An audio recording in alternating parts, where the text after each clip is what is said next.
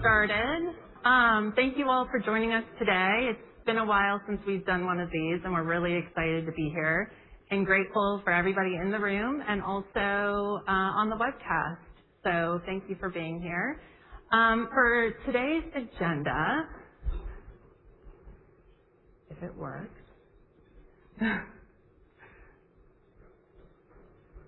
Let's see. Oh, there we go. We've got a great day planned.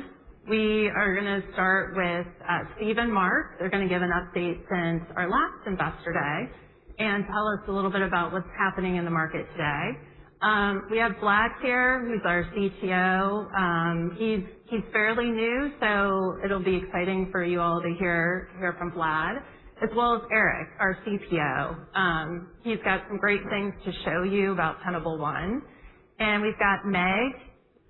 Meg has spent a long time doing our brand update. I'm not sure if you guys have noticed, but we've made some exciting changes there, and she's done a fabulous job. And Meg is also going to do a customer panel, so you guys can actually hear from our customers and what they have to say about our products and their journey with exposure management. And then we'll have Dino come up. Dino is very new to us, and we're really excited to have him. He's our new CRO. And then Matt will finish the day with the financial updates, which I know everybody is very excited for. And then finally, we'll end with a QA. Get actionable. Because in a world where the attack surface is expanding, the ability to unify data, normalize it, decorate it, and dedupe it is critical. And it's foundational. Okay. But data, even great data at scale, does not create clarity. In fact, it can create more noise for security practitioners, and it often does. That is why our exposure data fabric is so important. It creates insights from action. And it's not separate data feeds sitting next to one another in silos. Instead, it's a unified model of how various domains interact with vulnerabilities and configurations, and it's how risk forms around them. And that model, it's not powered by telemetry alone. It's enriched by the efforts of our Tenable research team. Yes, humans still matter. It's important because our Tenable research team helps us understand emerging threats, help us understand exploits, and help us understand the exploitability of vulnerabilities and exposures. Now, all of this intelligence becomes part of the reasoning layer of the platform, which our partnership with Anthropic helps us accelerate. We'll talk about that momentarily. But the important takeaway here is, here with our data fabric, customers understand which combinations of exposure are most important, and they understand how to prioritize those exposures. Because prioritization in the agentic era is not optional. It's critical. So it's also the foundational layer of how customers can take action and take it deterministically with confidence, which takes us to Hexa, our agentic engine. Yesterday, we announced the general availability of Hexa, our agentic engine, which is powered by Anthropic's latest models. Hexa sits on top of our exposure data fabric and turns what it knows into action. It orchestrates the steps required to identify the fix and then closes it and validates that the fix has been done. Now, we do this all through a series and a fleet of coordinated agents that sits on top of one unified model, all operating with humans in the loop. And customers can also build their own agents.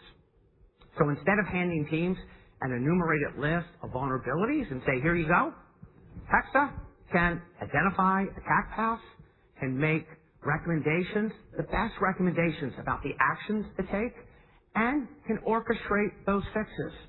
You're going to hear directly from Eric momentarily. He'll show you some incredible things about what Hexa can do. And you're going to hear from customers today about how they're using Hexa to solve some really important problems. Okay. Now, we realize that not every customer is ready for autonomous action, at least not now, okay? That's coming, but not now. Environments are complex. Governance models vary, and trust in automation, it happens over time. So that's why, am I missing a slide here? Yeah, I think I am missing a slide. Okay. That's why we think about remediation as a continuum, right? It's a continuum based on the size, the sophistication, the maturity, and the risk tolerance of the customer. On one end of the continuum is manual remediation. That's where customers identify risk, they figure out what actions to take, and then they go out and take those actions manually. That's where the market is today. That doesn't scale in the agentic era. You need to match machine speed threats with machine speed action. The second phase in the continuum is assisted remediation. That's where AI prioritizes the risk. That's where AI accelerates the decision making. And that's where AI orchestrates the fix with humans in the loop. You've heard that a couple of times now. It's really important. And the third phase is really autonomous remediation. Okay. And we're not talking about every workflow or every action, but we're talking about autonomous remediation where customers have guardrails, where there's a repeatable process, and where the action is well understood. And we're not there yet, but that's where the market is going. And Hexa is meant to address the latter two phases, assisted remediation and autonomous remediation. But directionally, that's where the market is going. Hexa is leading the way, and now more than ever, that is important. Okay, so let's kind of bring this home here. Our work with the frontier AI models companies are strategically important. Before I describe how we're working with them, I want to answer another question that we also get from investors because it's an important one. And the question often goes like this. What happens if one of the frontier model companies decides to compete with Tenable? It's a fair question. And the answer to that question becomes well understood once you understand what they're trying to build and what they're not. Because there is a clear mandate with Anthropic and others. They are racing to build the most capable, the most efficient intelligence layer in the world. And we're big fans. It's extraordinary, the reasoning engines. The frontier model companies, though, are not in the business, because they made that very clear today, of deploying scanners in a data center, or dropping sensors on an OT network, running on a power grid, on a municipal water supply, on an oil refinery. They're not in the business of auditing cloud configurations at 3 o'clock in the morning and then taking a support call. They're not in the business of scanning a container image before it ships. And they haven't earned the right, not yet, and I say this in a very loving way, but they haven't earned the right, not yet, to be deployed on a domain controller at a Fortune 500 company. We have. That takes years of trust to build. That is infrastructure, and the infrastructure layer is what matters in the agentic era. The LLMs are only as good as the data they're reasoning over. They require a data fabric and a trusted sensor layer underneath. And all of our data is proprietary. We're running behind the firewall. And LLMs are not able to publicly train on our data. And that's why we're partnering with them. And that's why they want to partner with us. Okay? Because no model is designed to do security autonomously. Instead, we're here to help deploy AI safely and operationalize it. Okay, and yesterday, we announced, you may have noticed, a strategic partnership with Anthropic to help advance the next era of agentic exposure management. Anthropic brings the reasoning engine. Tenable brings the exposure intelligence, the operational context, and the infrastructure layer required to safely deploy those capabilities inside complex enterprise environments. And through this partnership, we're not only leveraging Claude to help power Tenable, but instead we're collaborating closely. Hexa and Tenable, we're collaborating closely on joint research. We have access to non-public models, and we're advancing agentic workflows, and that's really important. Together, we're building the systems capable of understanding attack paths, determining the smallest set of actions that have the biggest impact on risk. And together, we're helping orchestrate the right fixes so defenders can move with confidence, deterministically, and ensure that risk has been reduced. This is a fundamentally different operating model than other security tooling, okay? We're moving from isolated systems to an integrated system of action in one system to help customers reduce risk. So in a world where the attack surface is expanding, we will see a proliferation of CVEs and KEVs, right? We're going to see more vulnerabilities, new vulnerabilities than ever before by 10 or 20x. This is how we win. This is how we grow. And this is how we help our customers solve the most important problems in security today. So thank you. With that, I'm going to turn it over to Vlad, our CTO.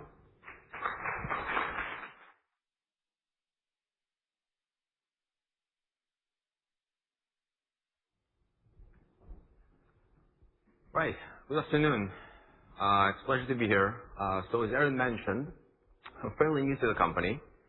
So I joined us 5 months ago as the CTO for Tenable. I also lead Tenable research and manage Tenable's R&D center in Israel. Before that, I spent 11 years at Microsoft working on security as their corporate VP for cloud and AI products, working alongside Eric, actually.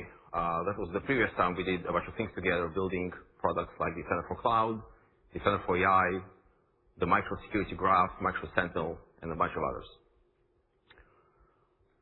So we're here today to talk about exposure management, but I also want to start by showing what drives the pressing need and why, as an example, a month ago, the U.S. Federal Reserve Chair and the U.S. Treasury Secretary have convened an emergency meeting in Washington, D.C. with the CEOs of the U.S. major banks, Bank of America, Citigroup, Morgan Stanley, and a few others. They were there to discuss a single AI model that was Anthropic's Mythos preview and the significant risks it might create. Now, Mythos was, of course, designed for defense, for software engineering, for security. But it also had capabilities that could threaten the stability of financial systems if it was to fall into the wrong hands. The CEOs were directed to treat that as a top threat to their institutions. Allow me to zoom out into a slightly global point of view. Now, 2 weeks ago, I've attended the World Economic Forum's annual meeting on cybersecurity in Geneva.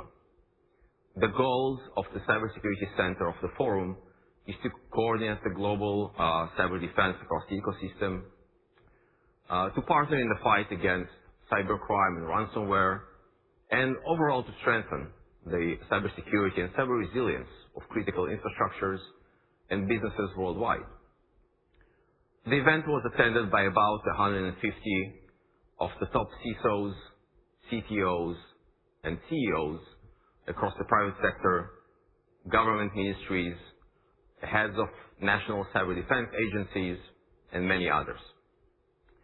At the closing session of that 3-day event, the participants were presented with this question: what will define cyber risk in 2027?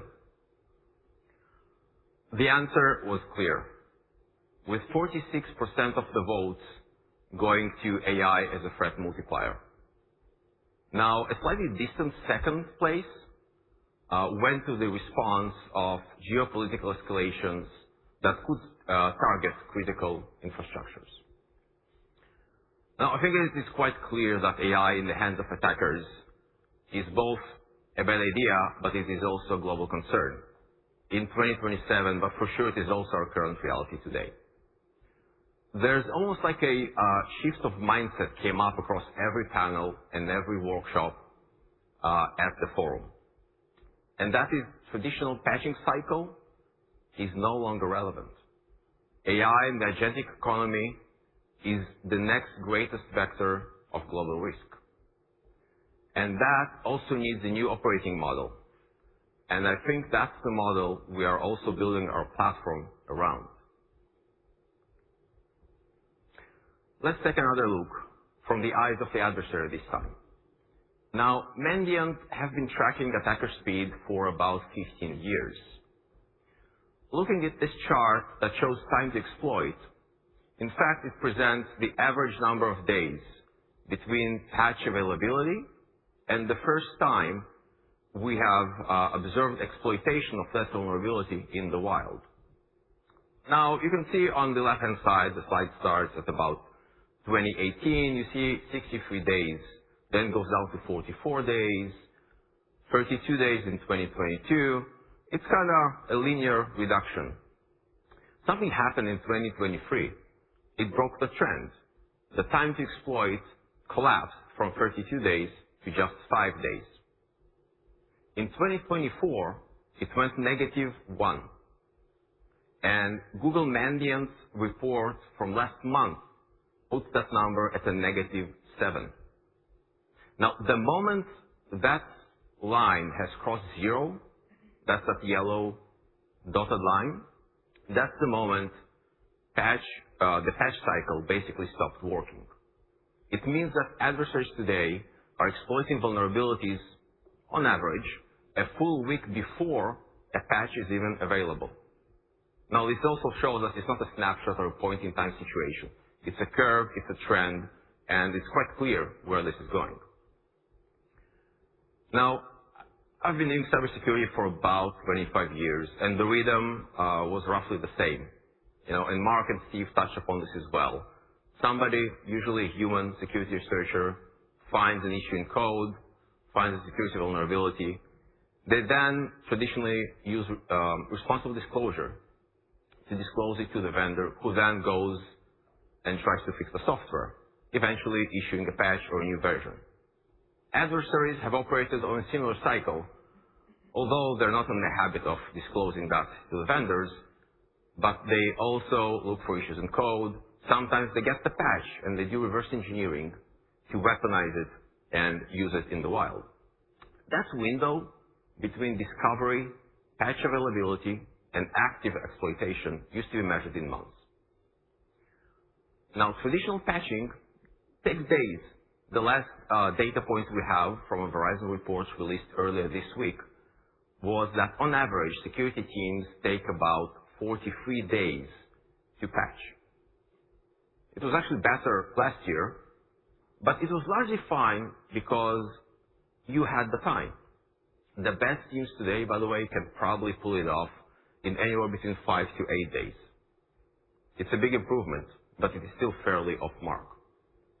Now, that compression of time is driven by one thing, and that is that AI today can do in hours, minutes, sometimes seconds, what it takes humans weeks and months.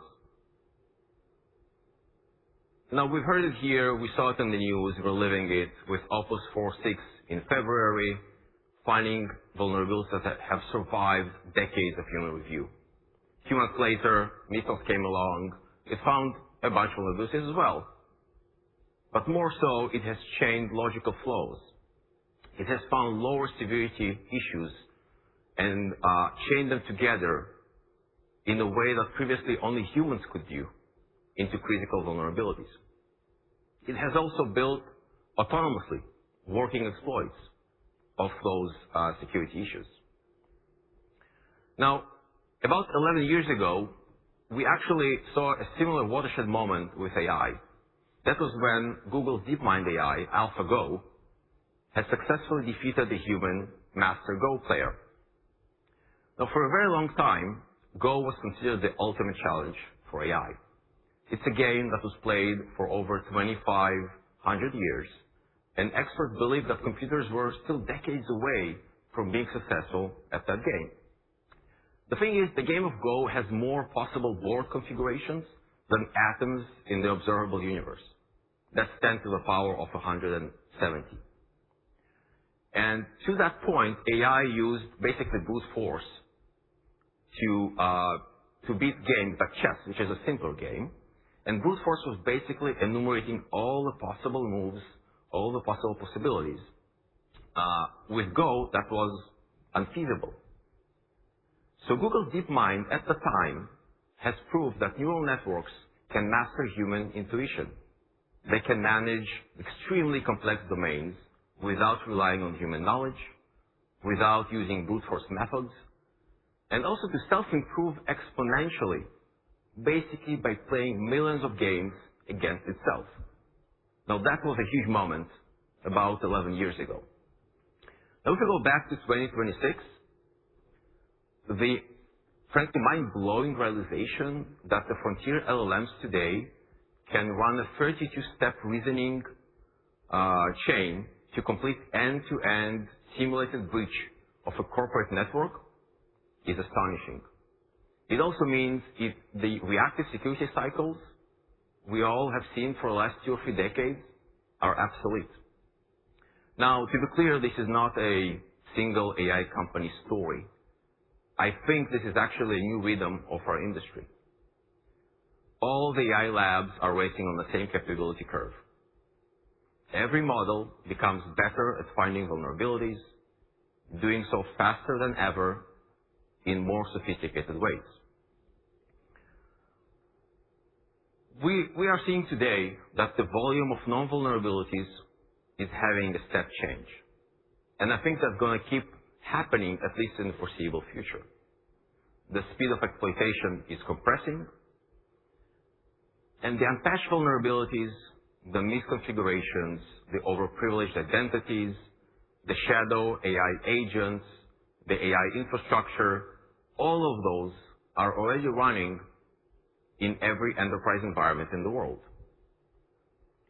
And that's actually fuel that's going to ignite faster than the current operating model can probably handle of the model that the security teams have today.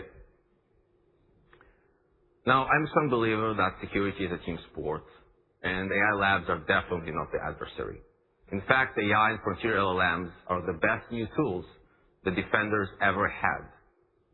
We just have to start using them much more in the right ways. Now let's connect all of this back to Tenable.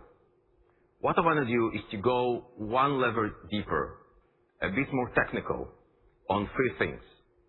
The first one is why our architecture is a structural moat, and why it's also the right platform for exposure management with AI. The second, where AI in cybersecurity goes next, and why I believe that every step in that direction actually expands our opportunity. And last, what we're doing in Tenable as an AI native company to become an AI native company, and what that actually means for our ability to deliver. Now, if I had to summarize in one sentence what I've heard in Geneva 2 weeks ago, what I'm hearing from the industry, what we heard from Anthropic being on stage at the Exposure Conference earlier today, I think I would say and compress it into this kind of one sentence that basically represents the core of our moat. That the defender's edge in the AI era is not the model. It's the data, it's the context, the harness and the guardrails that you need to build around it. Now let me break it down layer by layer. The layer of surfaces and signals that Steve has mentioned is the basic data collection on which everything is built. Now I'll add just one example to build on Steve's point. So a model, we've all seen that through Opus 4.6 and others. A model can successfully find vulnerability in the Linux kernel source code, for example.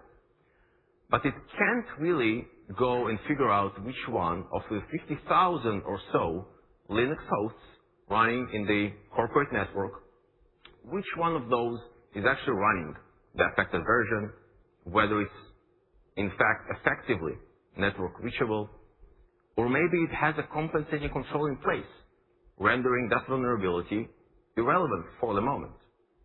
Now, answering those questions can only be done through sensors that are deployed within the live customer environment. we have those sensors. That's basically a huge part of that layer. In fact, we have over 300,000 of the sensors. We call them plugins. And they are deployed across more than 40,000 of our customer base. Now, the way to think about that, it basically represents the codified knowledge and the deep expertise of our research teams. And they've been doing that for 2 decades. And this is a way for us to understand and see the real-world enterprise environment across the full surface. Everything we need to protect. Data centers, IoT devices, OT infrastructure, cloud identities, AI apps, everything a company has. 99% of these plugins actually operate using non-intrusive techniques because you don't want to bring down production simply by checking if something is up or down or what's the version. And we generate today about 100 new plugins every week to keep pace with the evolving threat landscape. Now, our platform basically checks if an asset in the customer environment, whatever it may be, is vulnerable to whatever the latest thing is. It checks the configuration, it checks all those things and delivers a deterministic answer with high precision. Now that precision effectively underpins the downstream actions and decisions that go all the way up to Hexa AI. Before that, what a security team has to do is things like open a ticket, calling your IT team to take a system offline, file a report, or, God forbid, schedule a patch window. Now with Hexa, and you'll hear more from Eric, who goes right after me. Today, this action can be done with AI agents, part of the Hexa harness working for defenders. The second layer is the exposure data fabric. It is essentially taking 1.7 trillion security findings from all these sources across all the customer base we had. These are deterministic measurements of real configurations, real environments, real assets, including historical data, for sure, and that serves as the base for the agentic workflows we have with Hexa. Now, Hexa is using that data to orchestrate action, providing it the right harness, the right guardrails for trusted and safe action. What's allowed and what's not. Things like role-based access, permission management.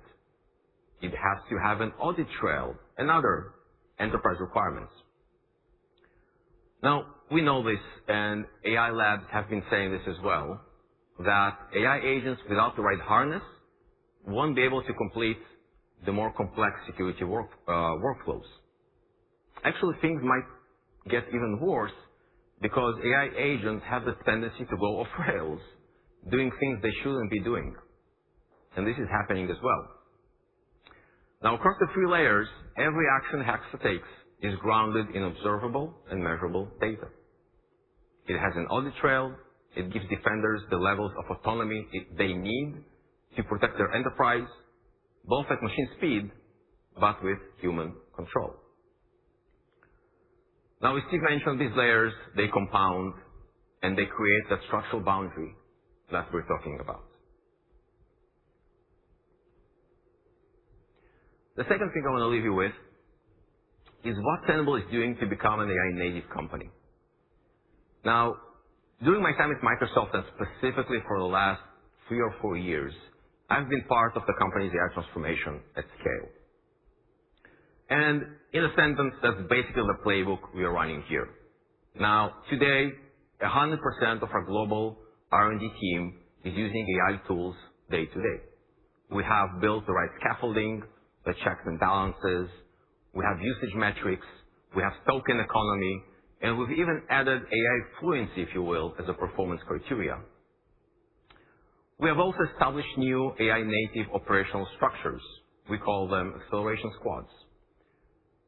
These are essentially small cross-functional teams operating on a startup-like cadence, cutting across the company. And we're using that model to aggressively close the gap between experimenting with AI to actually running the company on AI. We are treating AI agents as a new type of an internal software developer persona. We're adapting our product interfaces to be used by agents as well as humans, what's called a headless design, which is essentially decoupling the backend, the data, the logic, the APIs from the front end, the user experience, and the presentation layer. When the consumer or the client becomes an AI agent rather than a human, the product, in fact, needs to be consumable by both humans and AI agents. Now, we are not bolting on AI onto a legacy stack. What we're doing, we're evolving ourselves, our product stack, our architecture, our team, and our platform with AI. Last but surely not least, thanks to our partnership with Anthropic, as well as being part of OpenAI's Trusted Access for Cyber program, we gain access to the early models that we're using both internally as part of our research teams, as well as within our product through things like Hexa. We also have the privilege of working with the AI labs engineers and their technical staff to really fine-tune the LLMs to what we need within our product and our research team.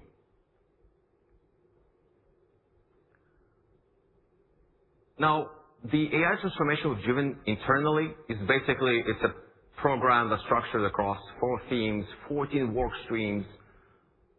It goes across the work we're doing with our teams and talent, the tools we're using and how we have them grounded on the data in our specific company, in our enterprise. We've also built metrics and ways to measure value. And this is an ongoing process. And of course, we have the governance for responsible and safe AI adoption and security in our CISO team. We are seeing some early productivity gains that I can share. We are seeing actually great improvements across velocity of delivery, throughput per single human engineer went more than 2x, and the overall efficiency of every single person in the R&D organization has improved significantly. Now, to take a small step back, I think probably every product or manufacturing company in existence roughly does these 4 things. They build something, they sell it for a profit, they support it with their customers, and they support their enterprise functions, things like finance, legal, HR, and other departments. To break it down even further, product creation goes usually across this process of creation and distribution.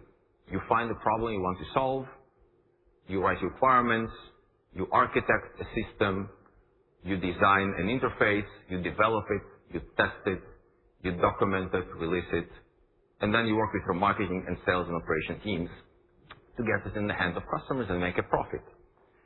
Now, these steps essentially remain the same, almost the same, with or without AI. However, there are a few things that do change. And I believe that something is speed, efficiency, or productivity, if you will, and the division of work. Now, we're seeing that paradigm shift. We're seeing that across the industry, but also from our own personal experience at Tenable and what I have seen happen at Microsoft a few years ago as well. The first change is that our workforce, in fact, now is hybrid. It has both humans and AI agents. Humans take the role of defining, directing, or supervising, with AI taking more and more of the execution cycle at machine speed. Now, you can't only focus on code, so we're also working to streamline the process end to end, left to right. Some of these steps also need to evolve, such as the headless design I've talked about, where the consumer is no longer only biological. We know the product will be used more and more by AI agents along with humans, and we need to adjust the design and the interface to that. We need to have the right guardrails in the release cycle. We need to run the AI models within the right harness and invest in adopting the tooling to our specific needs. The last thing, and this is, I think, the holy grail that we are on track to achieve, is when this process, this cycle, becomes autonomous and fully agentic. What it means is that we have successfully orchestrated agent-to-agent communication and agent-to-agent workflows. They can then go and iterate through these steps while preserving the context, the shared memory, if you will, which is not a simple challenge, the human intuition, and the intent of the creator, with humans in the loop for direction, control, and supervision. The last thing I want to touch on is where I think we're going next. Now, for me, there were a couple of sessions that really were eye-opening at the World Economic Forum. One of them was securing the agentic economy. I think it also provided a glimpse into where the market is going. And I kind of broken it down across 5 trajectories. And I think every one of those talks to the expanded opportunity we have. First, we're all seeing that the LLM capability floor keeps dropping. So we are already seeing autonomous stack agents going mainstream, Opus 4.7, GPT-5.5 Cyber. They show the trend, but others follow closely. So what that means is that the frontier will become baseline quite fast. And that means there's a major shift that's happening. When Mythos came along, Anthropic predicted that others will catch up within 6 to 12 months. The reality was that it kind of happened in 30 days. So with GPT-5.5 being almost as good on many of the existing cybersecurity benchmarks. The second thing that's happening is that agentic AI becomes table stakes for both sides.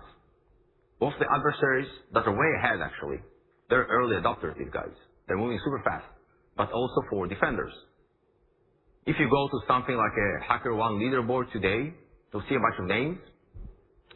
Some of them, maybe most of them, will be AI agents or humans heavily augmented by AI. This is sort of our line of sight into that capability curve.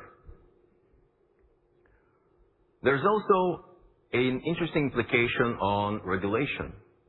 Now, one example I've heard was the European Union's AI Act next enforcement phase takes effect on August 2nd, 2026, in about 2 months.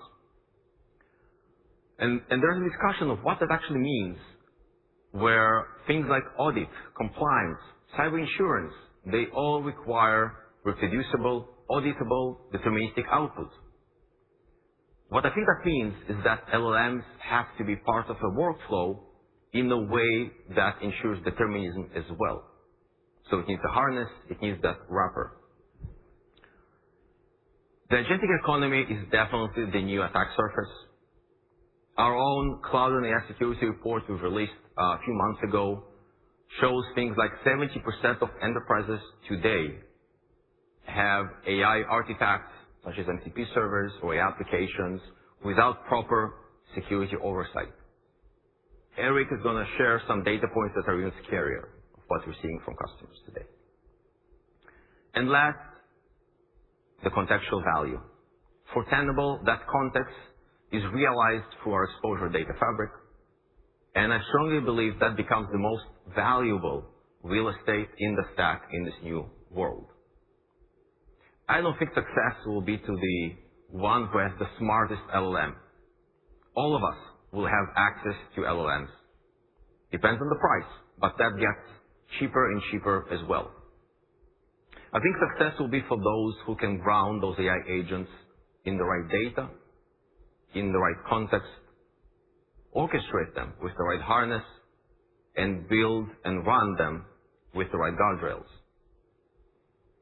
And I personally believe that every one of these trajectories are a tailwind for exposure management. That's actually what brought me to Tenable, and that's what we're building here at Tenable. With that, thank you for your time. I'll pass it on to my friend and colleague, Eric Dura.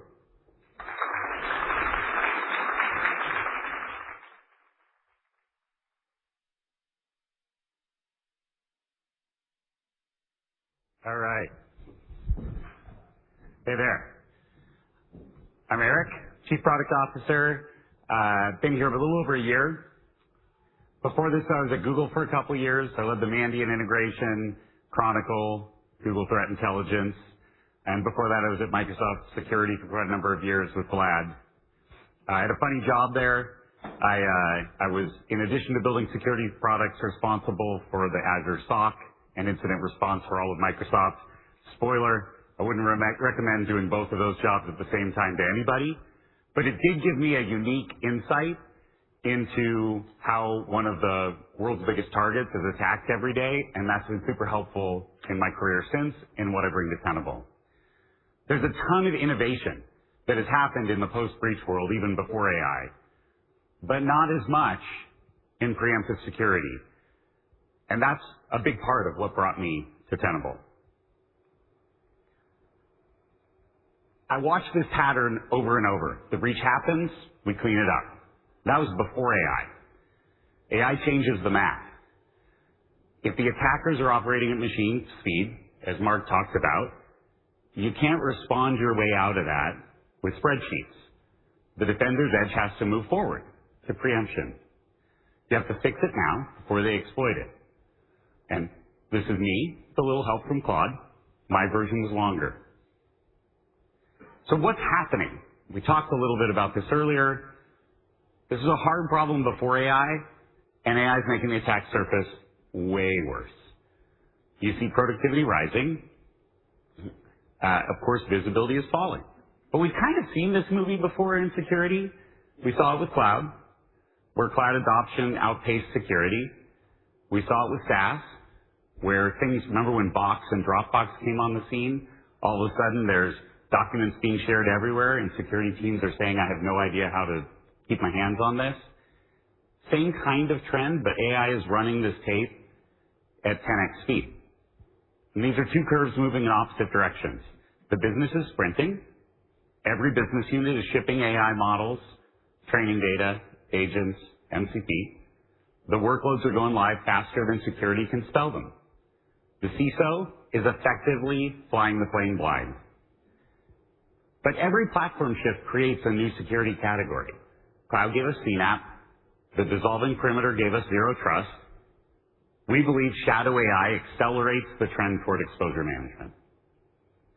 The average enterprise has 50-plus security tools. You can't solve this problem in a siloed way.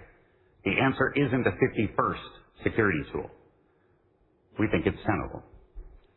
So how do we do it? 3 steps. I'm going to go a little deeper than Stephen and Vlad here. Step 1. You have to have continuous discovery. You have to see everything. You could think of this like the senses. You not only just have to see, you have to hear, you have to taste, you have to smell. You need to pull in all of that context because the enterprise is alive. It's not a static thing. It has cloud, it has devices, it has web apps, it has identity. And of course now it has AI infrastructure as a critical piece of the new attack surface. And that whole attack surface is constantly changing. And the threat landscape is constantly changing. Continuously, not monthly, certainly not quarterly. And it's hard to do that at scale. This sensor fabric creates a network effect. 1.7 trillion real-world findings, 113 billion on average a month, new findings per month. That's deep scanning inside the operational environment. You've gotta, but as Steve mentioned, no one can scan every interesting piece of data in the enterprise. So the 300 data integrations we have and growing more every day allow us to bring in context from other security tools, but just as important, from the infrastructure and business systems that help create the context that allows you to know what matters. Zooming into AI, in the last 30 days alone, in our customer base, we found 457 million AI security findings. Findings of problem or a potential problem. That's across 7,000 customers in 57 countries. This is a globally growing shadow AI problem. We're built, and if you think about it, we've been training for 20 years to outscale the attackers. Last year alone, we shipped 70,000 plugins. Vlad mentioned this. You can think of this as detections for different kinds of issues that our customers have. We have hundreds of shadow AI detections that are live today and more shipping every day. We cover about 25% more than CISA with the Known Exploited Vulnerabilities program. You may have read in the news that CISA is sadly scaling back some of their activities because they can't handle the increase in volume. We're scaling up. The enterprise is alive. Tenable One helps you discover it in near real time. Step 2. You have to prioritize what matters because every enterprise is different. We had about 48,000 CVEs. This is the funny, unique number for every unique vulnerability. Maybe we'll have 100,000 this year, maybe more. The last thing security teams need is another fire hose. You got to bring that data in. You have to deduplicate it. You have to correlate it, enrich it, decorate it. You have to make it useful because the raw data is not useful. You have to do that synthesis at the center rather than inference at the edge because the data needs to be a graph. With this exposure data fabric, we can tell you on average the 3.3% of those unique vulnerabilities that matter to you. And we do it faster. Again, looking at CISA, we discover exploitation we overlap in about 64% of the times that CISA discovers vulnerabilities. But the median time we discover that exploitation is 7 days earlier. The average is 37. But you have to move beyond CVEs because as we see from the most recent Verizon data breach report, which we contributed to, about a third of findings are not CVEs. These are identity misconfigurations, infrastructure hygiene, exposed secrets, and 2/3 of the breaches come from those non-CVE issues. So a third of your risk, but 2/3, or a third of your findings, 2/3 of your risk. So with our exposure data fabric, this all becomes context. And context, as Vlad mentioned, is extremely necessary for the orchestration of both humans and agents. So if the sensors are the senses, you can think of the data fabric like the brain. But let's talk about number 3. The third step is obviously fix the problems. But unfortunately, this is where historically the industry has broken down and moved at the speed of spreadsheet, which is not machine speed. Great visibility and prioritization is obviously critical. It is necessary, but it is nowhere near sufficient to solve the problems of today. You can see in 2025, about 26% of the worst vulnerabilities, the commonly exploited vulnerabilities, or known exploited vulnerabilities, were fully remediated. 26%. You can see the patch cycles, 43 days on average. Vlad showed that the trend line. But they're actually going in the wrong direction. The year before, the industry average was 32. That's terrifying. Spreadsheets can't keep up. Only machine can fight the machine. And this is why we built Hexa, which went generally available to yesterday. So if the sensor fabric are senses, and if the exposure data fabric is the brain, Hexa is the body. Hexa is our agentic engine. It's in Tenable One. We announced it at RSA a few months ago. We've been in early access with a few dozen customers, including some in this room, for the last few months, and we went generally available yesterday. It is built on the Exposure Data Fabric. It enables automatic patching and remediation. You need the brain to coordinate those actions. It moves security teams from manual security to agentic security at the speed they want to go, speed of trust. And it orchestrates this messy mix that is security. Why do I say it's a messy mix? Well, we know humans are fallible. We've always known that. You ask them to do something, sometimes they do it, sometimes they don't. Sometimes they close a ticket and say they fixed something, sometimes they didn't. We also know agents have problems. Agents hallucinate. Sometimes they act like bratty teenagers. You need the context and the guardrails, and where you choose the explicit human-in-the-loop interaction to make sure that you're getting to that outcome that you want. Skynet isn't showing up tomorrow. The real enterprise is messy. We must go 10x faster, but we have to do it deterministically. So this is the layer of Tenable 1, the layers of Tenable 1. Continuous discovery across all of the domains in your enterprise,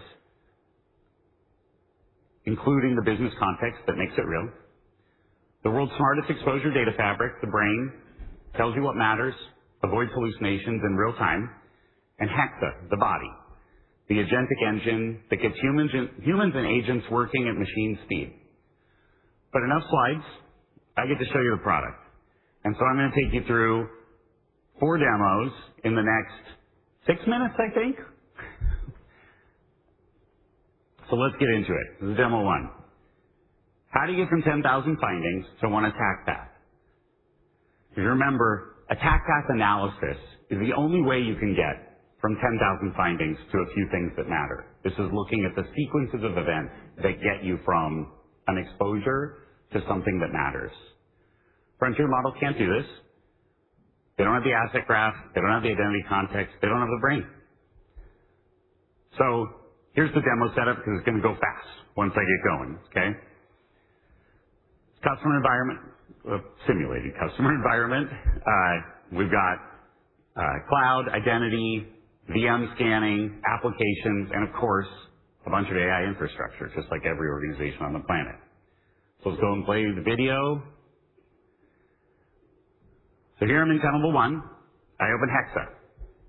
I'm going to search for top attack paths. Hexa looks. It's looking across everything. Thinks for a second. You can see the top 5. I could go drill into this, but I actually want to zoom into AI infrastructure. And so in a second, I'm going to zoom into AI infrastructure. Are we paused? Can we play? You'd think a recording wouldn't have the demo gods not like you.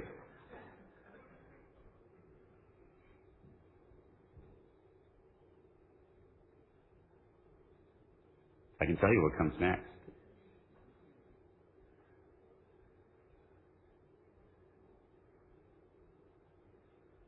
I don't want to click the clicker. I don't know what will happen.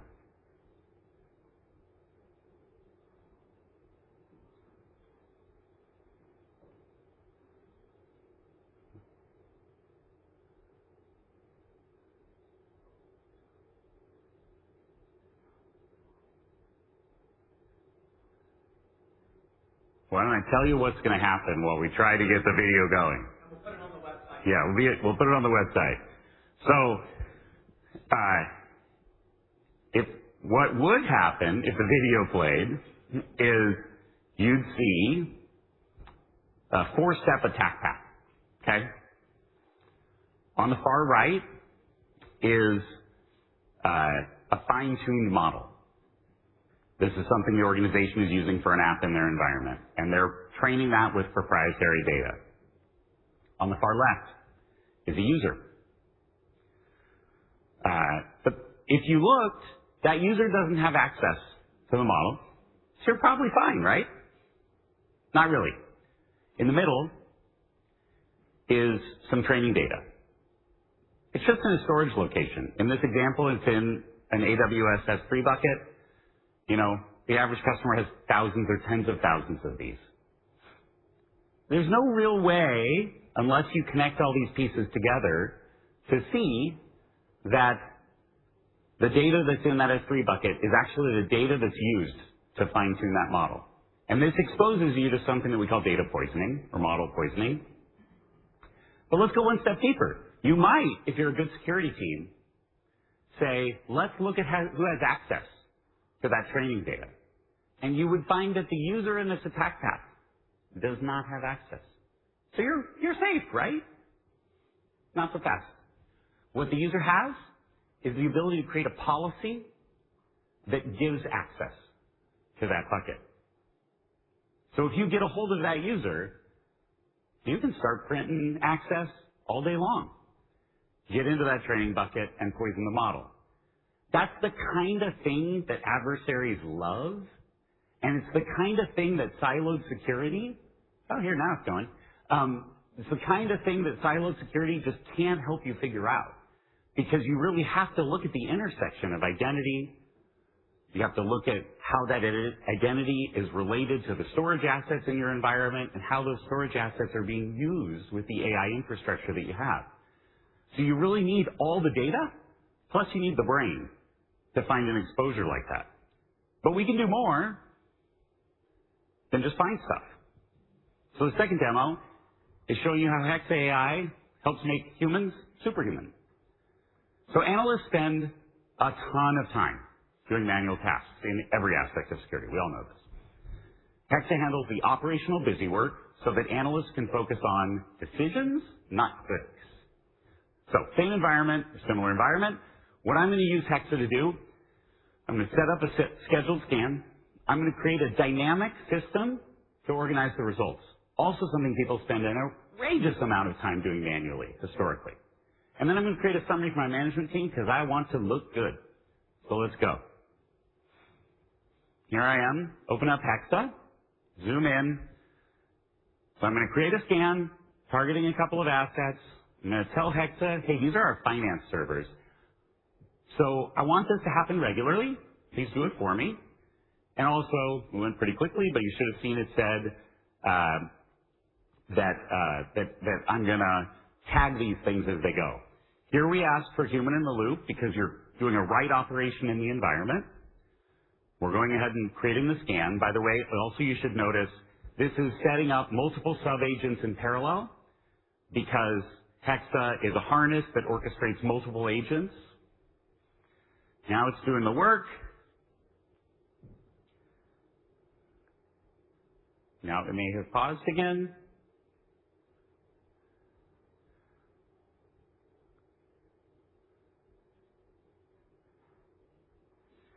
What I'm about to type, oh, there it goes. All right. So we set up the weekly scan. That's great. Now I'm going to go down. It is moving. I can see yeah, there we go. And now I'm going to say, hey, generate that executive report. And this is pretty cool. Because it does a nice job, as you'll see in a second, of showing what I did, what happened. But it also flags something. It flags that there was a patch regression.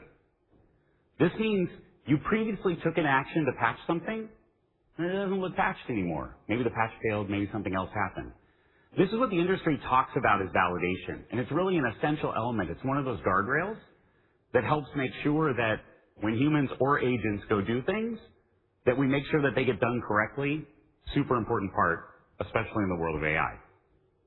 Demo 3. So what about when I want Hexa to just do stuff for me? Hexa doesn't just tell you what's wrong. It takes action. We have in Tenable 1 a number of inbox agents, and we also allow custom agents. Why custom? Because a lot of our customers, especially our biggest customers, have very complex workflows. They have complicated approval flows, internal tooling, tons of custom data. In the past, the only option to do something here was to create an expensive internal development team or to bring in an expensive outside consulting firm to build custom automation that was fragile and needed maintenance and all that kind of stuff. Since Hexa comes with MCP, which is a fancy way of saying that it's built to interact with other tools and agents, we can enable security teams to do a lot more in a really cool way. So here's the task I'm going to set up here, and it's going to go even faster than the previous demo, so give me a second to set it up. What I want to do here is I want to automate some patching because I'm worried about an incoming vulnerability. I have the patch, but I can't wait for a normal patch cycle. It is critical to me that we have the right human approvals because my organization requires that. And it's also critical to me that in addition to the normal auditing that every Hexa operation always has, that we use Jira for workflow tracking. This could work with any tool. In this case, we wired it up to Jira.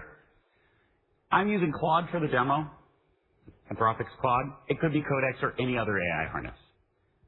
So let's do it. Zoom in. You can see the prompt. We go ahead and do the scan.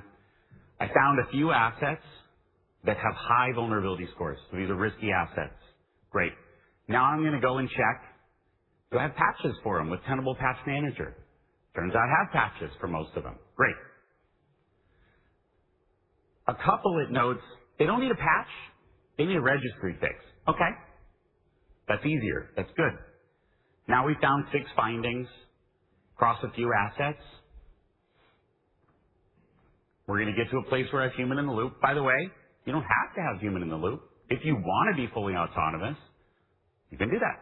That's part of the power of custom agents. Now you can see the patches that were applied. It does flag there's one manual action you need to do. We went ahead and updated the Jira ticket for my workflow, assigned it to the right owner so that you can get that done. It also tells me, hey, you should probably do a rescan. Do you want me to do that? Just to make sure that this stuff actually happened, that validation loop again. It's pretty cool. Last demo. Patching, even at machine speed, isn't enough, as we talked about. A third of the findings aren't CVEs and won't have patches ever. 2/3 of the breaches don't involve a CVE at all. And AI scanning tools like Mythos and GPT-5.5 was just going to make this harder. So what I'm doing in this last demo is I'm looking for high severity findings that have no owner. And if they're risky, if those identities look risky, I'm going to automatically quarantine them. I'm going to update the identity system, which in this case is Okta, and just take them out of it so that there is no risk until I can go figure out what's up there and make it right. So let's do it. Okay. Simple prompt again. It's thinking, looking for a critical AES. That's the attack score, effectively, that Tenable uses. Finds some assets, digs in a little bit, works around a problem, finds the owner, finds 4 matches in Okta. Of course, I'm going to update Jira because that's my workflow. It's important. Have a little bit of human in the loop there. You can see the success. I've got 4 accounts quarantined. Now I'm going to move to the final step, which is verifying the membership, updating the Jira ticket. And I've just quarantined those assets in under 60 seconds. There's no risk of an attack with that attack vector. Pretty cool stuff. So, this is a brand new tool set for security teams. Stuff like Hexa did not exist yesterday. Certainly not a year ago. If you zoom out to the Tenable One platform, we walked through how continuous discovery is essential, the senses of Tenable One, how prioritization that matters to you has to be there, that exposure data fabric, the brain of Tenable One, and how Hexa, our agentic engine, the body that makes the security team superhuman and automates the messy mix of humans and agents. I'm going to leave you with my favorite marketing tagline. As we were working on Hexa, I don't get to decide the marketing taglines. I get to propose some. My favorite marketing tagline that we didn't pick is that Hexa gets shit done. AI is making the attack surface harder, the job harder. Shadow AI is everywhere. Siloed security can't solve this problem. A platform that only sees some of the attack surface can't solve this problem. You need complete visibility across cloud, OT on-prem, IoT, identity, business context, and more. Our customers have 50-plus security tools. They don't need a 51st. They need Tenable One. Thank you.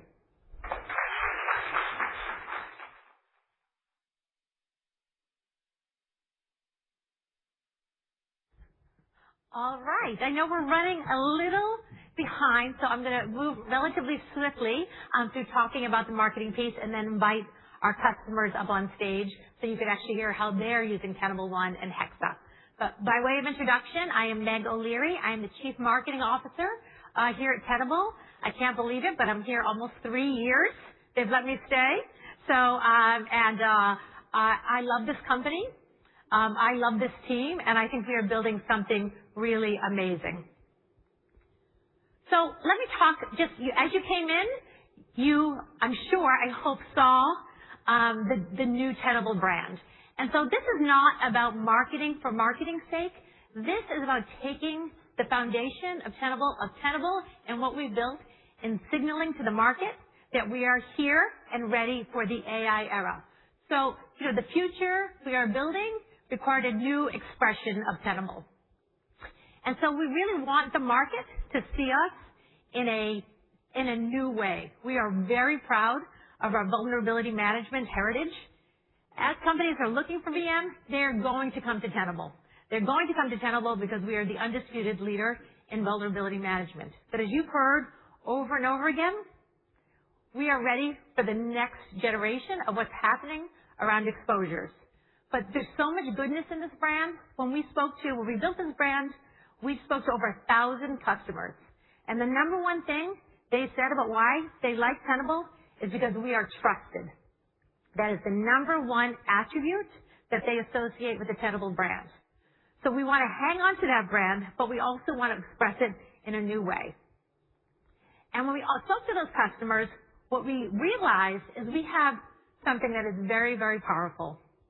We take chaos and we turn it into control.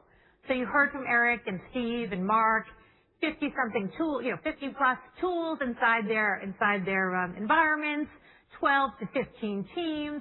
Now the AI attack surface is coming. Agents are proliferating. It is a lot of chaos to harness. And what we learned is that that's what customers count on us to do. So this idea of chaos to control, of giving them simple answers in black and white, that is what this brand is all about. So it's a scalable system. We think it's opinionated. We think it's sharp. And we think it stands out in the marketplace because we have something to say and we have something to show. And I hope that you saw that in the demos and what we're telling you about Tenable One. So you're going to see this roll out more and more if you come to RSA and when you come to conferences. But also the first real expression that we're doing of this the brand is actually a new brand campaign. So when I say brand campaign, I'm not talking about Super Bowl ads. I'm not talking about huge billboards. We are surgical in the way that we do brand marketing. We started investing in about a year ago. Our website traffic has more than doubled since we've started targeting customers and prospects in this way. And we just want to make sure they hear our message. So I'm just going to give you a little preview of the brand campaign that's rolling out this week. AI risk isn't always easy to see, and the threat of exposure can be scary. But with the right perspective, it doesn't have to be.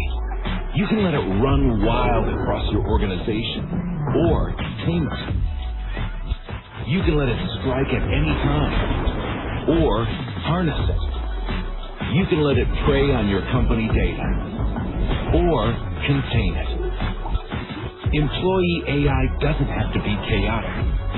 See the full picture to take control with Tenable. Take your AI risk from invisible to visible, from unmanageable to manageable, from untenable to tenable. Tenable. Your exposure ends here. All right. Thank you. Thank you. So what we're trying to do for our customers is contrast the untenable circumstances of their jobs and what they're trying to do with the control that Tenable is bringing. And we're really leaning into the AI message because we think we're doing something very exceptional here. And you can see it scales when the opportunity is right to scale to physical spaces, to scale to digital spaces around trade shows and our own events, and showing up in the market in a really bold way. Because, as we are saying more and more, when the world is untenable, we are tenable. So with that, I'm going to invite our customers up so we can actually talk about what they're doing to control their chaos. So if you guys would join me on stage here.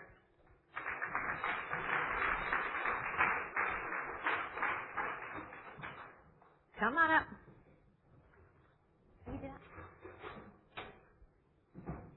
Little set change here. All right. Thank you so much. Sure. Am I missing someone? Yeah, we're missing Tariq. Eric? He went to the restroom. All right, well, we'll get started without him. Don't turn on his mic. And let's make sure it's really awkward for him when he comes back in the room. All right, actually, I'm going to want you to hear from Tarek because he actually is doing some incredibly exciting things with Hexa and agentic security. So let's just get started with some introductions here. Here he is. Give him a warm welcome. Come on, Tarek.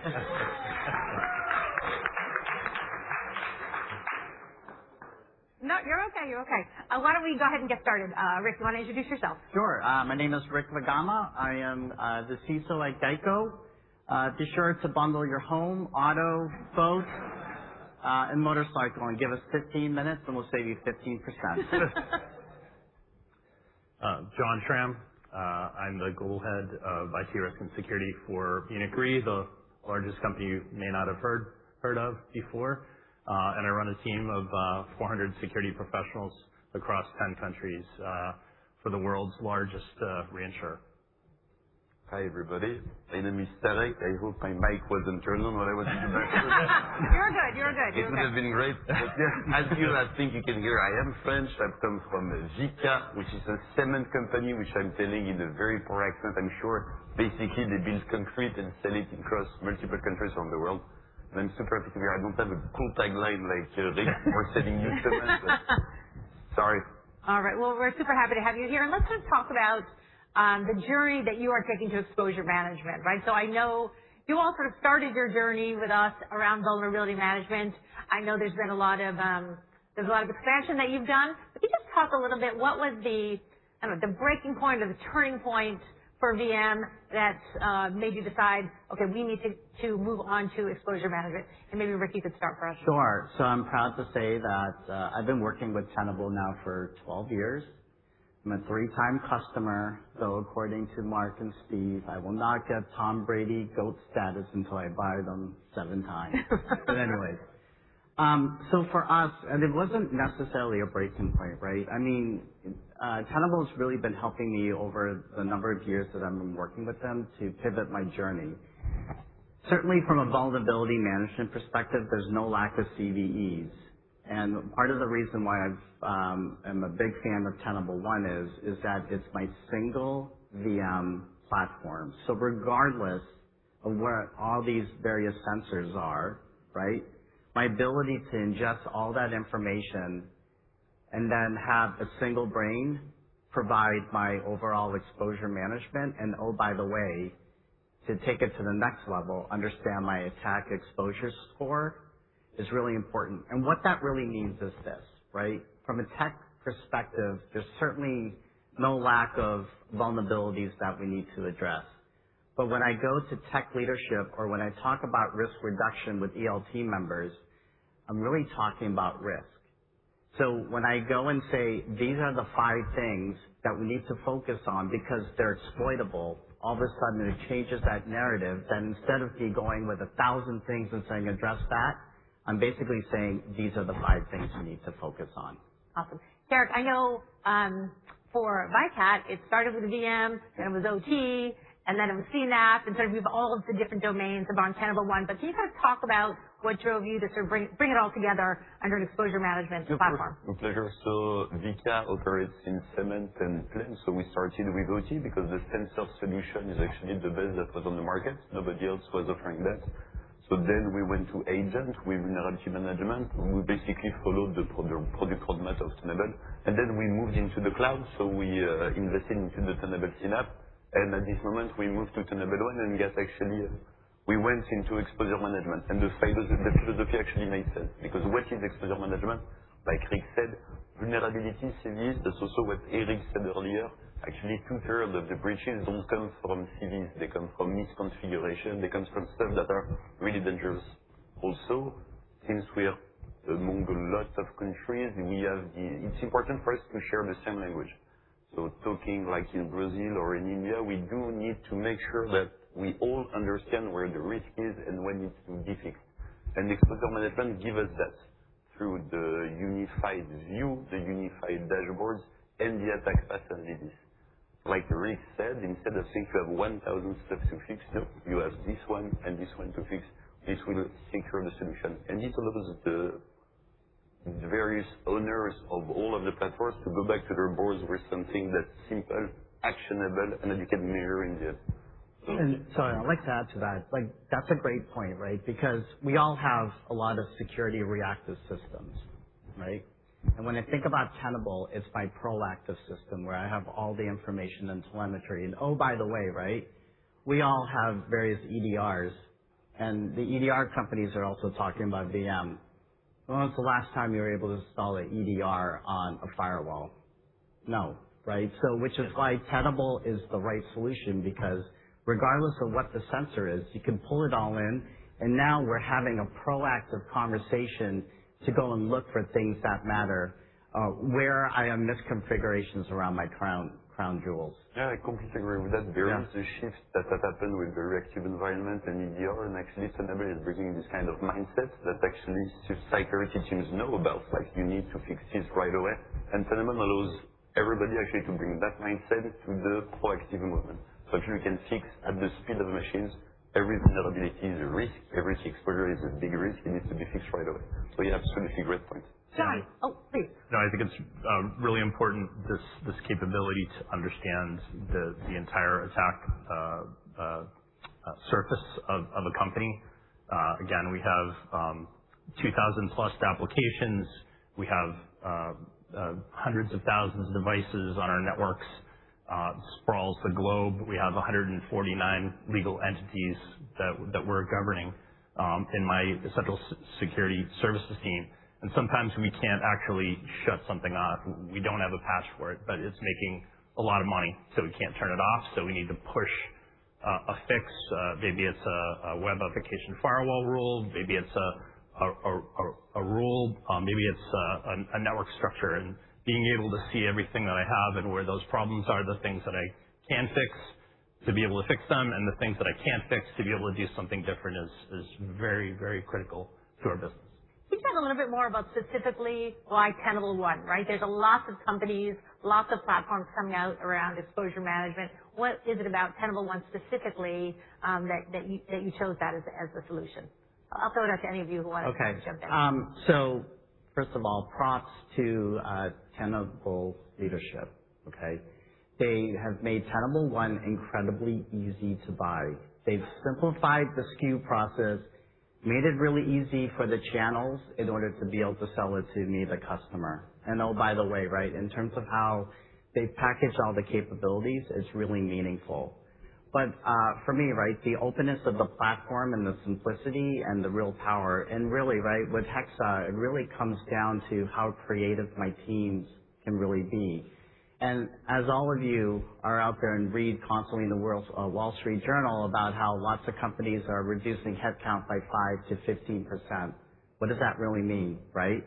Also, our budgets aren't increasing either.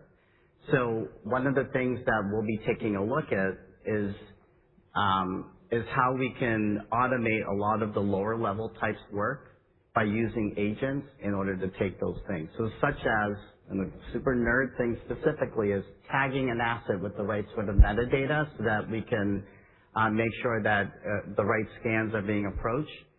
Previously, it would have taken one of our analysts a lot of time and a lot of collaboration with a bunch of team members. Well, essentially, right, we'll be able to automate that through Hexa.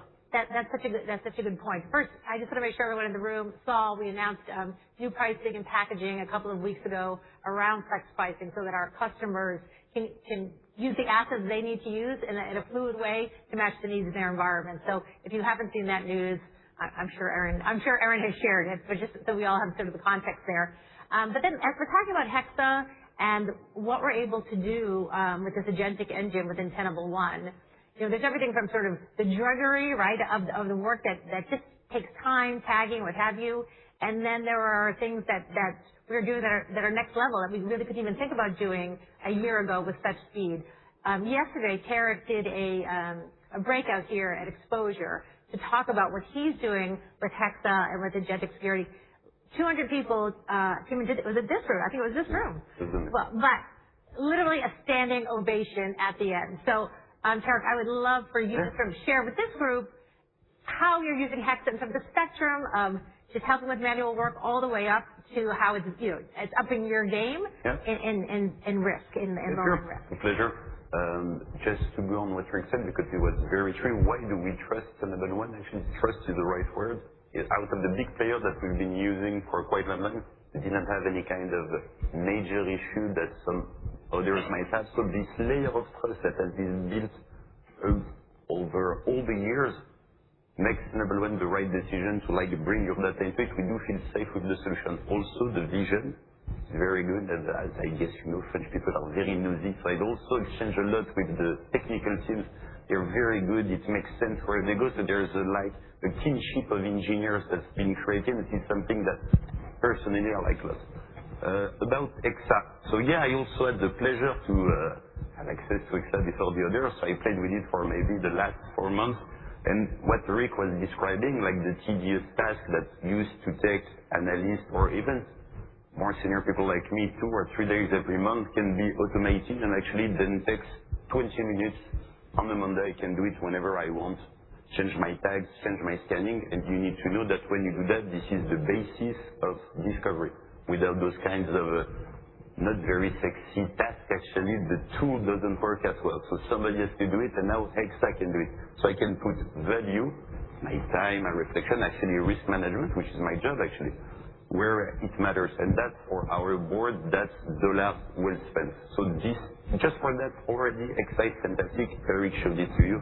This one is great. Also, like you said, since headcount are going to be bigger, we're having less and less people. So being able to do more with the same kind of people or even less, it's a great asset. Now on the capability of Hexa, I did the demonstration yesterday. That kind of looked like what Eric did, but it wasn't only in Tenable, because in my company, like he said, we do have 50 products, I think. I won't say the names, but all of the EDRs, all of the firewalls, all of the CM that you might imagine, we do have them. And having Tenable as our source of truth and actually using the capabilities offered by Hexa that actually give an LLM model, any which one you want actually, access to this kind of normalized information gives you a very good source of truth, which means that your agent can work very well, and then you can orchestrate many things quite simply. What you said about yesterday was true. I think it worked pretty well. I think the nice thing is that everybody was able to see what you could do. It's not like the future, like Eric said, it's not Skynet. It's actually, you can do it right now. It's fun to do. It gives you back control over your assets, control over what you have. And I think the underlying thing is that Hexa made that possible because it is so easy to integrate with the rest. And I think, having tried with lots of other solutions, that's where Tenable is at the forefront. The vision has been clear, and they're capitalizing on years and years of sensors and data, and they come at the right moment, right time, with the right product. And I think that's pretty rare in the landscape of cybersecurity. Yeah, I think also where we are with Mythos and the acceleration, the tsunami of vulnerabilities we're going to see, this is an enabler for us to be able to go fast. Absolutely. And also to enable our business to use AI processes to build out business functions. We have a huge number of units doing things in reinsurance and underwriting and in client service on AI right now, and we want to do more of that. So I think Tenable is one of the reasons we'll be able to manage the risk as we go down that path. And also I wanted to add, the work that I had an opportunity to see you do was so inspiring. Okay, and so why this really matters, right? Imagine a new zero-day exploit comes out, right? And so then I can go to Hexa and B, where am I vulnerable and where don't I have an EDR in place? So Hexa will go through search, and then from there I can say, all right, can you go quarantine those systems, or can you go ahead and patch them, right? And historically, that would have taken hours, or I might have had to run a COE process, a correction of error process, right? Where now I got to disrupt a whole bunch of engineers, this, that, the other, cause a lot of drama, right? Through Hexa, I can do that. But the other cool thing about Hexa, right? I'm only limited by my imagination. So picture a world that once we get this fully deployed, and when I come in the morning, Hexa will have already found all the zero-day exploits, given me a readout of where I'm vulnerable, and if I elect to tell it, let Hal take over, then it can either quarantine or patch them or so on and so forth, right? And it basically saves a lot of minutia, a lot of extra effort that my teams have to go through today.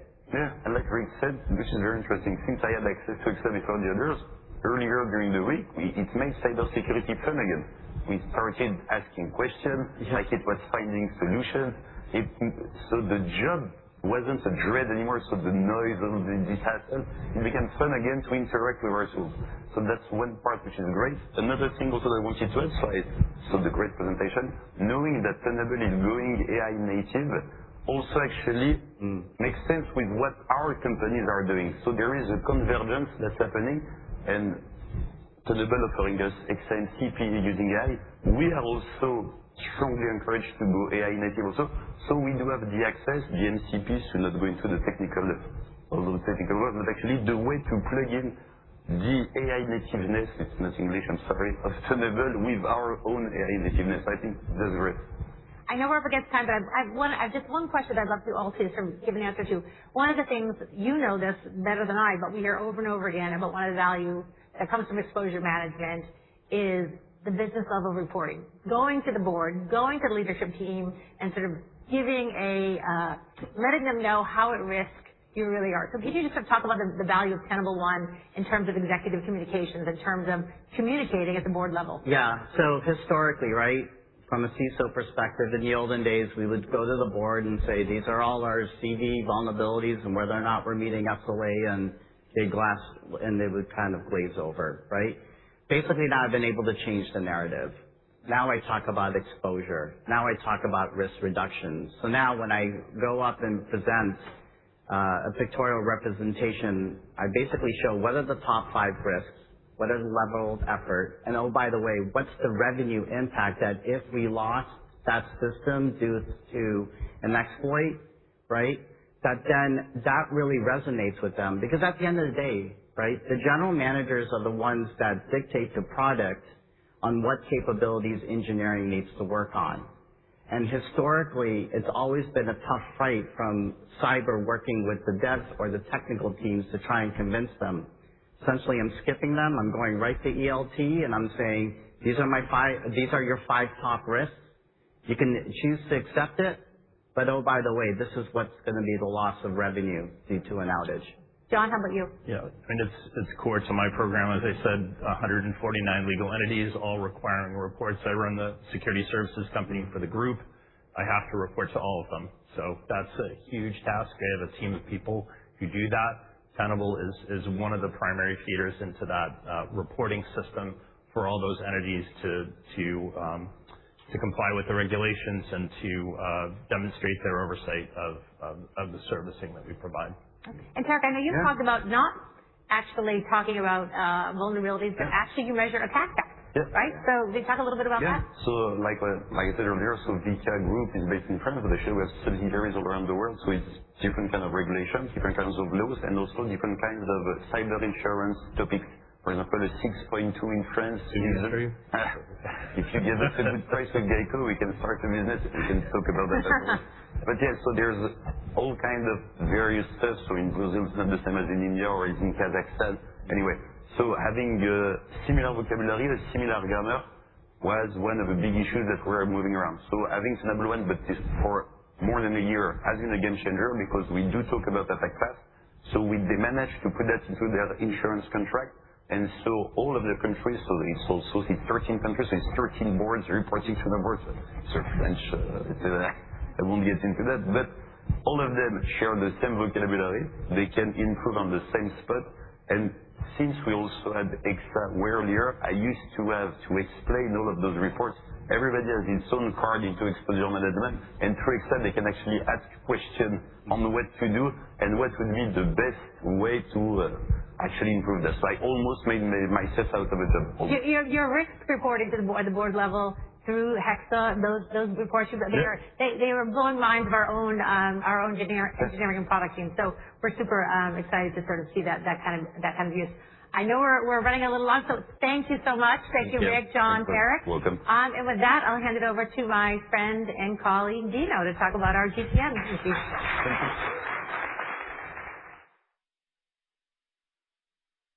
That was awesome. Awesome. Thanks, Rick. Thanks. Beautiful. Gotcha. It's always nice when your customers do your selling for you. So thank you, guys. That was awesome. My name is Dino DiMarino. I'm the new Chief Revenue Officer here at Tenable, and spent about 17 years, not as many as Vlad, in cyber at various companies from RSA, Mimecast. Most recently, I was the CEO of a machine identity company called AppUX. And the reason I joined Tenable is pretty simple. First of all, it's the team. So I've been welcomed extremely quickly and deeply by the executive team, the operating team I get to work with, from my theater leaders, channel leaders across my entire org, customer success, through to the cross-functional teams I work with every day. So it's been an amazing 70 days so far.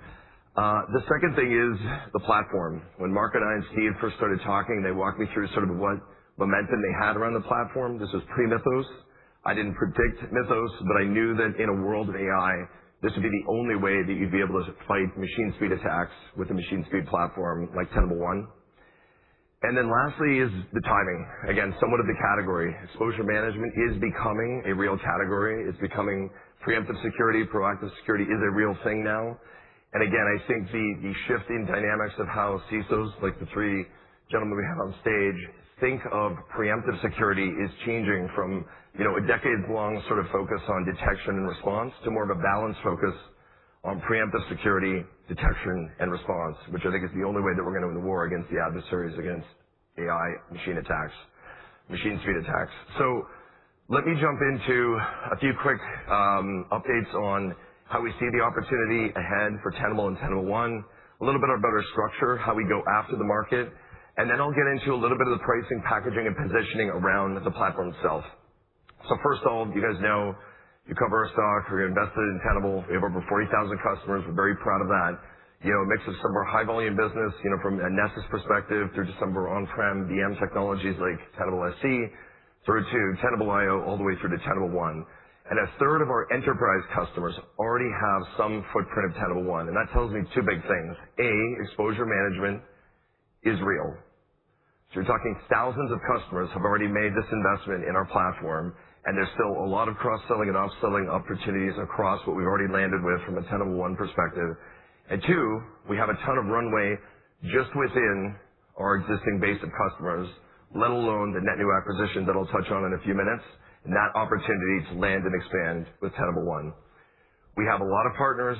There's a lot of work that Jeff, who runs this organization for us, is doing around not only mobilizing our channel partners, but enabling them to not just sell our technologies, including Tenable One, but to successfully design, implement, and in certain cases, manage the platform for some of our maybe less sophisticated customers or customers, like Rick mentioned, who are going through some type of headcount reduction but still need services wrapped around this key preemptive platform. And then lastly, similar to our footprint in Tenable One, we have a lot of big customers. And no surprise, a lot of our big customers drive our biggest expansion. And we have a lot of mid-sized customers, in the $100,000, $200,000, $300,000 range that we're starting to see a lot of engagement around, driving more upsell and expansion. Again, as we land more net new, providing that fuel to drive a double-digit growth engine in ARR over the next several years. So we think about how we're organized. This probably looks quite typical, so I'm not going to spend too much time on it as it relates to an enterprise SaaS go-to-market structure. But we've got enterprise, commercial, and what we call a high-velocity team, as well, sort of commingled with an e-commerce team that's supported by our world-class marketing team. Again, shout out to Mag, the branding. When our sales team is screaming from the hilltops that our brand's amazing, you've nailed something, because salespeople are unfortunately almost as skeptical as CISOs, no offense. I was super impressed with how the team responded because actually, black and yellow is not purple, not red, which is sort of how a lot of the world is branding themselves in cyber. So anyway, we've got an amazing marketing team that's helping obviously from a demand gen perspective and supplementing, again, a world-class channel organization and channel partners that are helping to drive demand both for net new as well as existing customers, and supported by field teams in the enterprise as well as hybrid teams in commercial and a high-velocity team in what we call SMB. And I think the key thing here is as we think of AI, which I'm going to touch on, speed and efficiency. Actually, Vlad said it multiple times, and I say it a lot within our teams now as I'm getting my hands around the business, is a massive opportunity across all segments, but obviously within more of our high-velocity business, to not reduce headcount, but to make the headcount we have significantly more productive and efficient.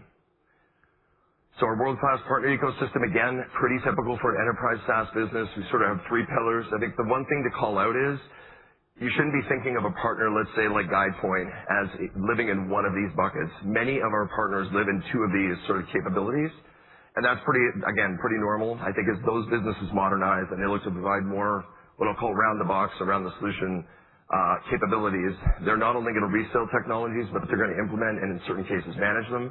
And then you've got sort of more pure-play players like an IBM and Accenture, who are less, I'd say, concerned or interested in the product resale side, and much more around the broader business consulting and program, design or redesign for CISOs who need assistance to really start to modernize their VM programs to an exposure management program. And lastly, you've got tech alliances. Obviously, Steve hit on the Anthropic and OpenAI announcements. I mean, these I think are going to be table stakes for any cybersecurity vendor. It's going to allow us to move faster and stay ahead of the curve as it relates to AI-related threats, be in the know and co-partnering with them. As well as learning from them and leveraging their technology to actually move our platform faster and stay, again, ahead of the adversaries that we are all concerned about as we now sort of live in this new agentic world. And then we've underpinned that with, very typical tech alliance partnerships. One of the things I'll touch on in a few minutes is the fact that our exposure management platform is open. We have competitors that tend to want to platformatize the entire estate and do everything they can to make CISOs' lives painful by forcing them to buy one-size-fits-all, when the reality is the journey most CISOs are on is a heterogeneous journey. So us having partnerships with the likes of AWS, Cisco and Splunk, to name another 160 or 178 key technology partners is critical. And underpinning that, when you think about the partnerships we have across tech alliances, we have 300 integrations. Eric mentioned a few. So if you think of Jira, that's an integration. And Jira is a company. But if you think of ServiceNow, we have multiple integrations to ServiceNow, one company, multiple integrations. So hence why we have more integrations than partners. Expect that to grow significantly. And with the advent of the MCP protocol, which is an AI networking protocol, you're going to see more ad hoc integrations at scale, which is super exciting as it relates to the fixing side of what we're delivering in the platform. So a little pivot. We talk a lot about, machine speed attacks. We talk a little bit about AI and cyber. What are we doing inside of the company as it relates to AI inside of go-to-market? We're doing a lot. So I'm going to hit just a few highlights here for you. So when you think about sort of the customer journey, we map our sales cycles against that. And we also map, our enablement, how we derive demand gen through the post-sales experience. And so I'm going to hit a few highlights that we've already started. And Vlad hit this earlier. What we're doing inside of Tenable around trying to drive AI in our SDLC, yes, that's core to the product, but AI can drive efficiency everywhere in our business. And so we are in early innings, but we're already seeing really good gains as it relates to that in go-to-market. So agentic deal coaching, seeing inside of Clary, which is a platform we use, maybe the questions, the trap-setting questions that a seller should use versus having to think of that on the fly.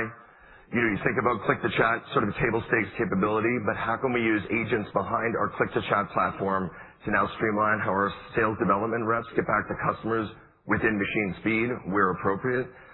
And here's one that you hopefully will be interested in. So we talk a lot about Hexa, and you might be thinking, well, you GA'd it yesterday, but we've got Tarek talking about these use cases he's deployed, but we had an early access program. And I was one of the early access people as well. And I will try to trump Eric's quote, Hexa is so easy, a chief revenue officer can use it. So I've actually started to use Hexa in our demo environment just to become really, I'd say, astute in understanding of what technical operators will leverage in this technology. And I do think it's going to free up the customers that we have and the prospects that we're working with around the drudgery and the complexity of working through either a headless or a traditional UX front end, but we're going to provide all three choices to the customers. But our solution engineers, getting to the punchline, are already starting demos based on the customer's top 5 pain points, either within Tenable One today, pre-Hexa, or within other technology solutions that we're looking to augment or replace. So it's been a game changer for us already. It's not even GA. Well, it's GA, sorry, 2 days ago. And then in post-sales, again, pretty table stakes things. How do we give people in the customer success organization real-time telemetry and call to action plans where we've got opportunity to cross-sell and upsell, or if we see account risk within our customers. And this is all underpinned by a go-to-market operations team, again, world-class function within the business that's helping us get insights to drive our sales leaders, SC leaders, channel leaders to the right spots to either double down or potentially invest in other areas, as well as making sure our forecasts are done accurately, weekly. We understand exactly what's happening moment to moment within the business. So now let me touch on our pricing and packaging. So I think for people that have known Tenable for a while, probably the simplest way to think of what we're delivering was already said by Rick from Geico. We're trying to drive simplicity and ubiquity with the new pricing that we've launched just earlier late in April, so just less than a month ago. And so why we're doing that is we're trying to drive adoption of exposure management. And rather than counting multiple line items, which can become, again, fatiguing and super complex for customers, we were saying, how can we simplify that buying journey and also the coverage journey for our customers? So many of our customers, and Mark hit on this, are maybe not quite ready for a full-blown exposure management journey. So it's important to understand that while Tenable One unlocks that capability, we do have a lot of customers that say, look, I'm not quite ready for this yet, but I want to take my existing VM environment, Tenable, and start at least to experiment with the capabilities in my infra scanning layer, and then over time start adding other capabilities that are maybe adjacent to VM, like OT, identity, et cetera.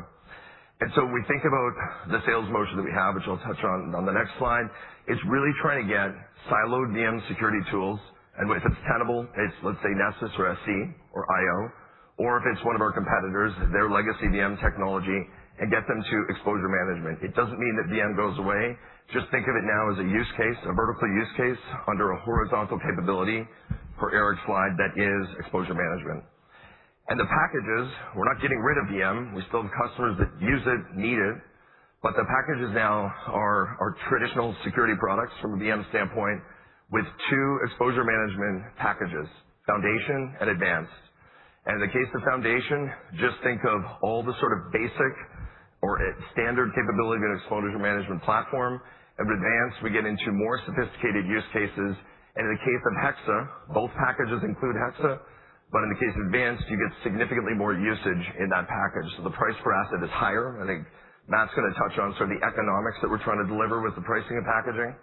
But ultimately, the Advanced package is our more advanced, most advanced package, and everything Eric's touched on would be included in the Advanced package. So we're trying to make it very, very simple for our customers as it relates to their journey with Tenable. And we do see that we will have customers that sort of start where they are today, move to Foundation, and then over time upgrade to our Advanced package.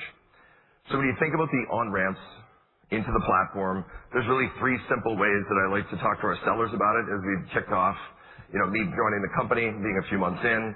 And the first focus area, Mark and Steve hit this hard at sales kickoff. I was unfortunately not there.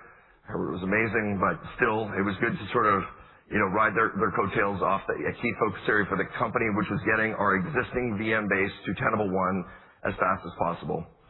And we're doing that because Tenable One, as Vlad mentioned, provides multiple moats. So it's a bit of a protective tissue against competitors, et cetera. So there's the defensive side of why it's strategic, but also it unlocks ridiculously valuable capability that siloed tools simply don't have. So like I said, we've already transitioned thousands of customers to Tenable One. We still have a lot of runway, over 60-some-odd% to go. So that's a massive focus area for the sales organization and the channel organization. Displacing competitors, whether it's a sophisticated Fortune 10 or 100, one of whom I spoke to yesterday, that has a niche exposure management platform, a competitive VM technology, a competitive cloud technology, they likely might start with 2 of those 3 use cases. Or if it's straight VM modernization with the future-proofing of our exposure management platform, we have the flexibility, especially with the new packages, to land in either fashion. And while we still have VM technology to land more and more, especially with the capabilities of the likes of Hexa and the demands we're going to see from the market on things like MCP, I expect that we will see more and more lands with our Tenable One platform, either foundation or advanced. And then obviously once we land, we have a litany of use cases and asset coverage to drive. And I think it's very important to understand the simplicity of the asset coverage gives sophisticated organizations the ability to do things like double scanning. So I think we know there's a lot of endpoint detection and response vendors that have some basic VM capability, and we have some Fortune 100 CISOs that say, you know what, we trust your scan better than anybody else, but we already have an agent on their endpoint. We're going to double scan. And the good news for that customer, they pay once. If they want to drop the competitive agent, they don't have to pay. They get to save that money off that competitive, what I'll call displacement. But in the case of Tenable, they've got the coverage and they have the optionality. And I think as some of the panelists said, they have the flexibility to move asset types to different use cases over time. And so that flexibility is critical as we go forward, I think, in this type of agentic world. And that's what Tenable One's platform and pricing provides. So this is an example of a very large, major telecommunications company. The good news is I think all three that we use on our phones today are Tenable customers. So you have a 33% chance or 33.3% chance of getting it right.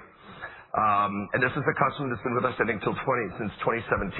And they started like a lot of our enterprise Tenable customers, probably back even prior to 2017. They might have been doing some very basic Nessus scanning. 2017, they made a big investment in Tenable SE along with their web app scanning technology. And this was at the time sort of modern core VM.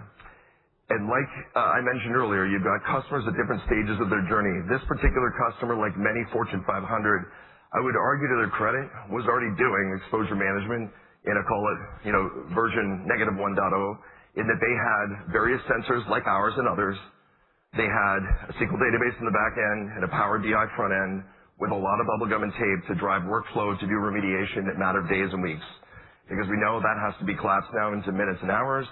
And that's why they made sort of this journey, an accelerated journey over the last several years from what I'll call sort of very core VM use cases to a more broad-based sort of foundational, almost exposure management use case, although we wouldn't have called it that in phase 2, to then about a year ago, making a huge investment in Tenable to now become the brains, as we like to call it, of their preemptive security posture, including everything from VM scanning, web app scanning, cloud, identity, WAS, and we are now becoming the orchestrator of remediation for this very large, Fortune 10 organization.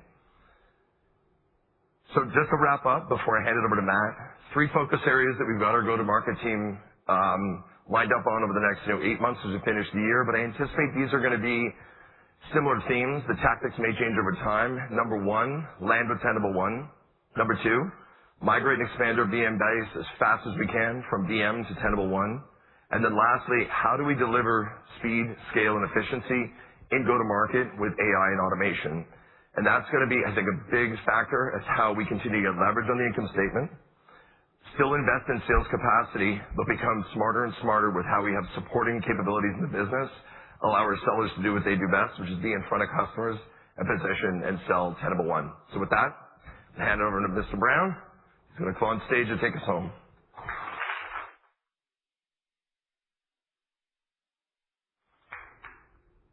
All right. Thank you, Dino. Really appreciate it. Dino, our newest executive, been here only a couple months, and as you can see, hit the ground running. So super happy to have Dino on board. You've heard a lot today. You heard a lot about how this market is changing. It's an absolutely shifting landscape. We wanted to go deep on the technical side, and so hopefully you got that. You were able to hear from Vlad and from Eric. And then you heard from Meg on the new brand. You heard from our customers. What I want to try to do is pull this together for you and let you know how I expect that to impact our financial results over the next few years. First, I think it's worth taking you back to 2021, which is the last time that we had Investor Day.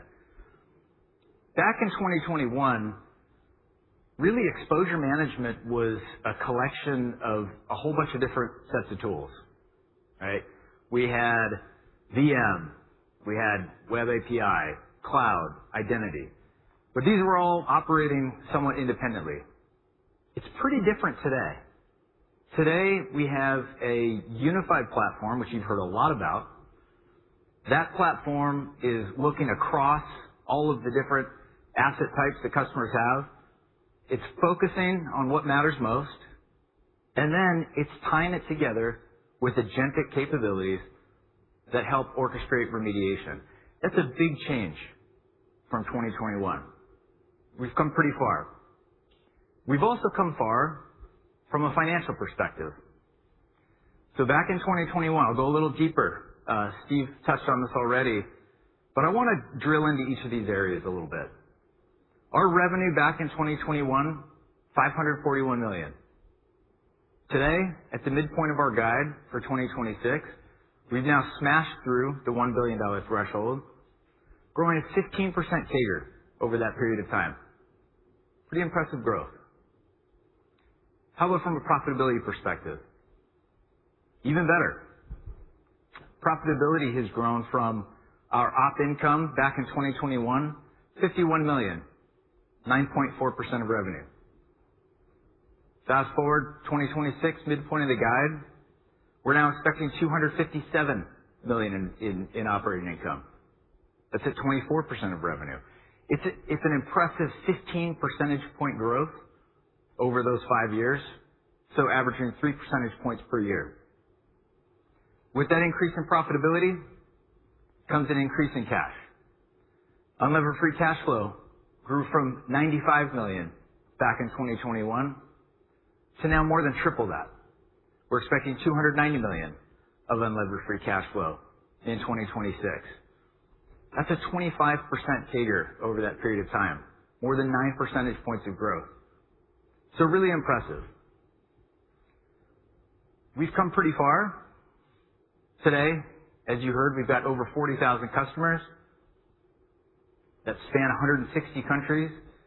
We've got an incredible distribution network, 8,000 channel partners, many strategic partnerships, over 300 third-party connectors within our platform.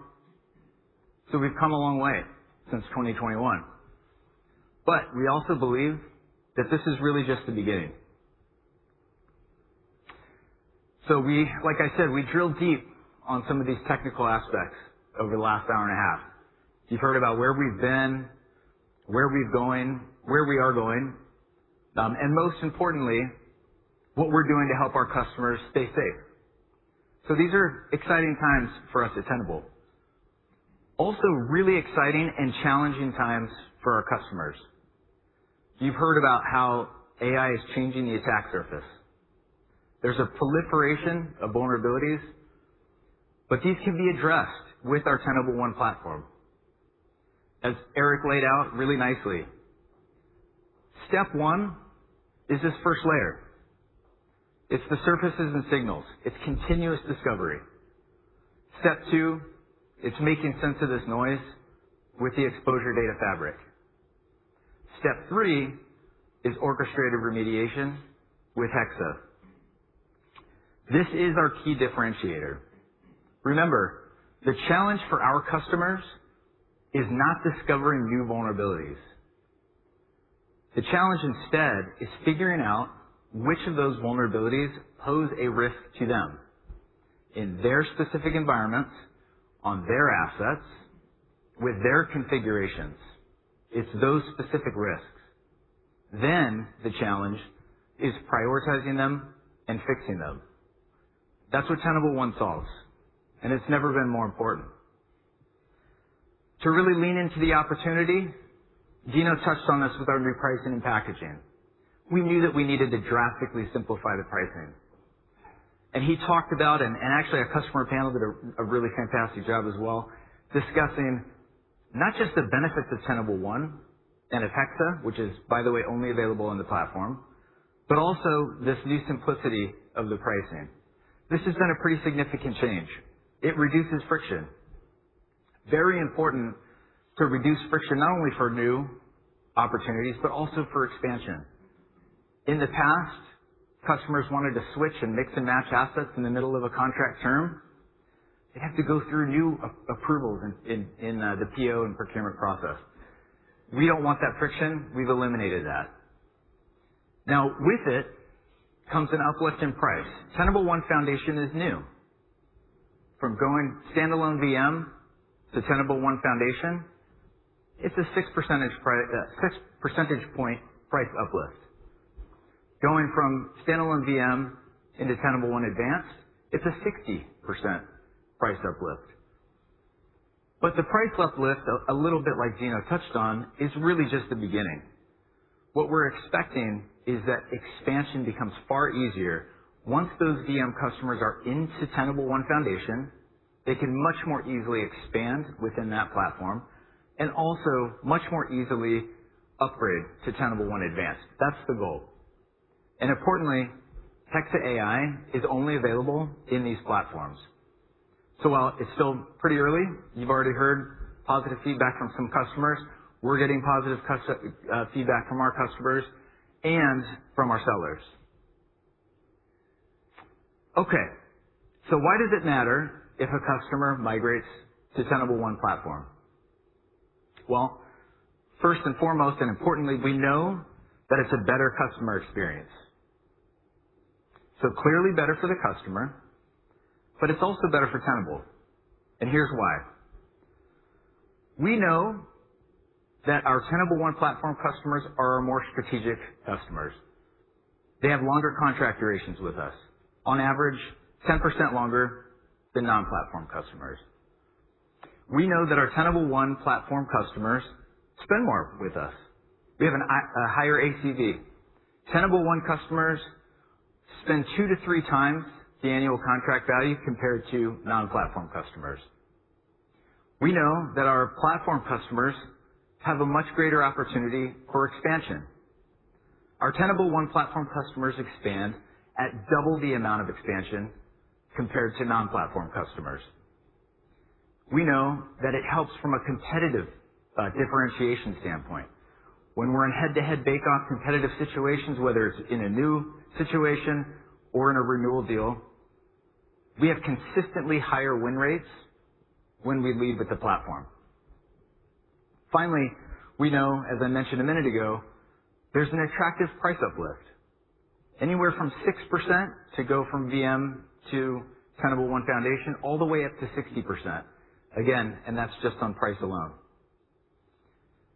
So what does that mean for growth within Tenable One? Well, what that means is our Tenable One revenue growth is growing in the mid-teens. And this is after normalizing for platform change. What do I mean for normalizing? What I mean is, if last year a customer was outside of the platform, spent $100,000 with us, this year they've migrated into the platform and they're spending $115,000 with us. That's a 15% growth after normalizing for the platform, not 115%. But what it means is Tenable One has very strong growth. It's growing in the mid-teens. Now, based on better pricing and packaging, exciting developments within the platform like Hexa AI, we believe that this growth is sustainable. Importantly, how does that then translate to the overall revenue growth algorithm for the company? Well, today, 2026, we know that the Tenable One platform represents a little more than a third of our business. And again, growing in mid-teens. Non-platform, roughly 2/3 of our business. And that's showing mid-single digit growth. Now, what we expect to have happen over the next several years, and by 2029, is that our Tenable One platform revenue will continue to represent a greater share of the total business. This is what we believe 2029 looks like. 2029, Tenable One platform revenue will represent more than half of our business while growing in the mid-teens. Non-Tenable One, the remaining portion, continuing to grow mid-single digit. What that translates to is stabilizing growth from in 2026, where we're in high single-digit revenue growth, to stabilizing growth into 2029, accelerating to high single-digit to low double-digit growth. Okay. That's the revenue side. The other side is profitability. That's been another really impressive part of our story. First and foremost, we know that we're investing for growth. We have an enormous opportunity in front of us. Heard a lot about it today. So we're investing in sales capacity. We're investing in developing features and functionalities, particularly into the platform. But we also know that we can get some efficiencies. And Dino's talked about some of these on the go-to-market side. Others have touched on them. A lot of them are being driven by AI capabilities. We think we're going to be able to continue to have cloud optimization in our cost of sales, which means we'll be able to maintain gross margins of about 82%. But also, some of those AI-powered efficiencies are going to allow us to rotate into high-impact areas for hiring, such as in sales capacity, such as in especially product development, while also continuing to get a little bit of leverage in the margin. Some of these AI-driven capabilities include automatic RFPs and quoting. It includes AI-powered SEs to help our sellers be more effective. In areas like general administrative areas, it's things like AI-powered data querying and aggregation. It's the type of normal things that you would expect to get efficiencies from using these new AI tools, but it's allowing us to rotate in and spend money where we think it's most effective. What this ends up translating to is about 1.5 points of operating margin growth each year. Okay. Moving on to capital allocation. So you can see all of that increase in profitability, especially over the past several years, has come with an increase in cash, and a lot of it. I mentioned a few minutes ago that we'd seen our annual unlevered free cash flow more than triple from 2021 over to 2026. In fact, since 2021, we've generated more than $1 billion in cash, and it's going to continue to go up from there. What this does is it gives us a ton of flexibility. We've had a history of using cash in inorganic investments in the form of M&A, and we've also leaned into our share repurchases, especially lately. Share repurchases, as represented here by the yellow bar, have increased significantly over the past couple of years. The board authorized an incremental $150 million of share repurchases at the start of the year that we've continued to lean into. And in the first quarter, we bought 6.1 million shares for $130 million, leaving a little over $200 million left on the share repurchase authorization, which is represented by the dotted line here on the screen. We continue to believe that our stock is trading at prices that don't represent the fair value. And as a result, we've leaned heavily into share repurchases. And as you can see, the diluted share count is coming down. The weighted average shares outstanding has dropped. And in fact, at the end of Q1, it was down 5% year over year. And it was at the lowest level that it had been at in over 3 years. Finally, I'm going to pull it all together and share midterm targets. First, with 2026. This is consistent with the midpoint of the guide that we had given several weeks ago on our earnings call. High single-digit revenue growth. Gross margin at 82%. We've got sales and marketing, R&D, and G&A at approximately 32.5%, 17%, and 8.5% respectively. Operating margin at 24%, unlevered free cash flow at 27%. But as I mentioned, as Tenable One continues to make up a greater portion of our business and is growing in the mid-teens, we expect our revenue growth rate exiting 2029 to stabilize and then inflect higher, showing revenue growth of high single to low double-digit growth. We expect gross margins will be able to be maintained at approximately 82%.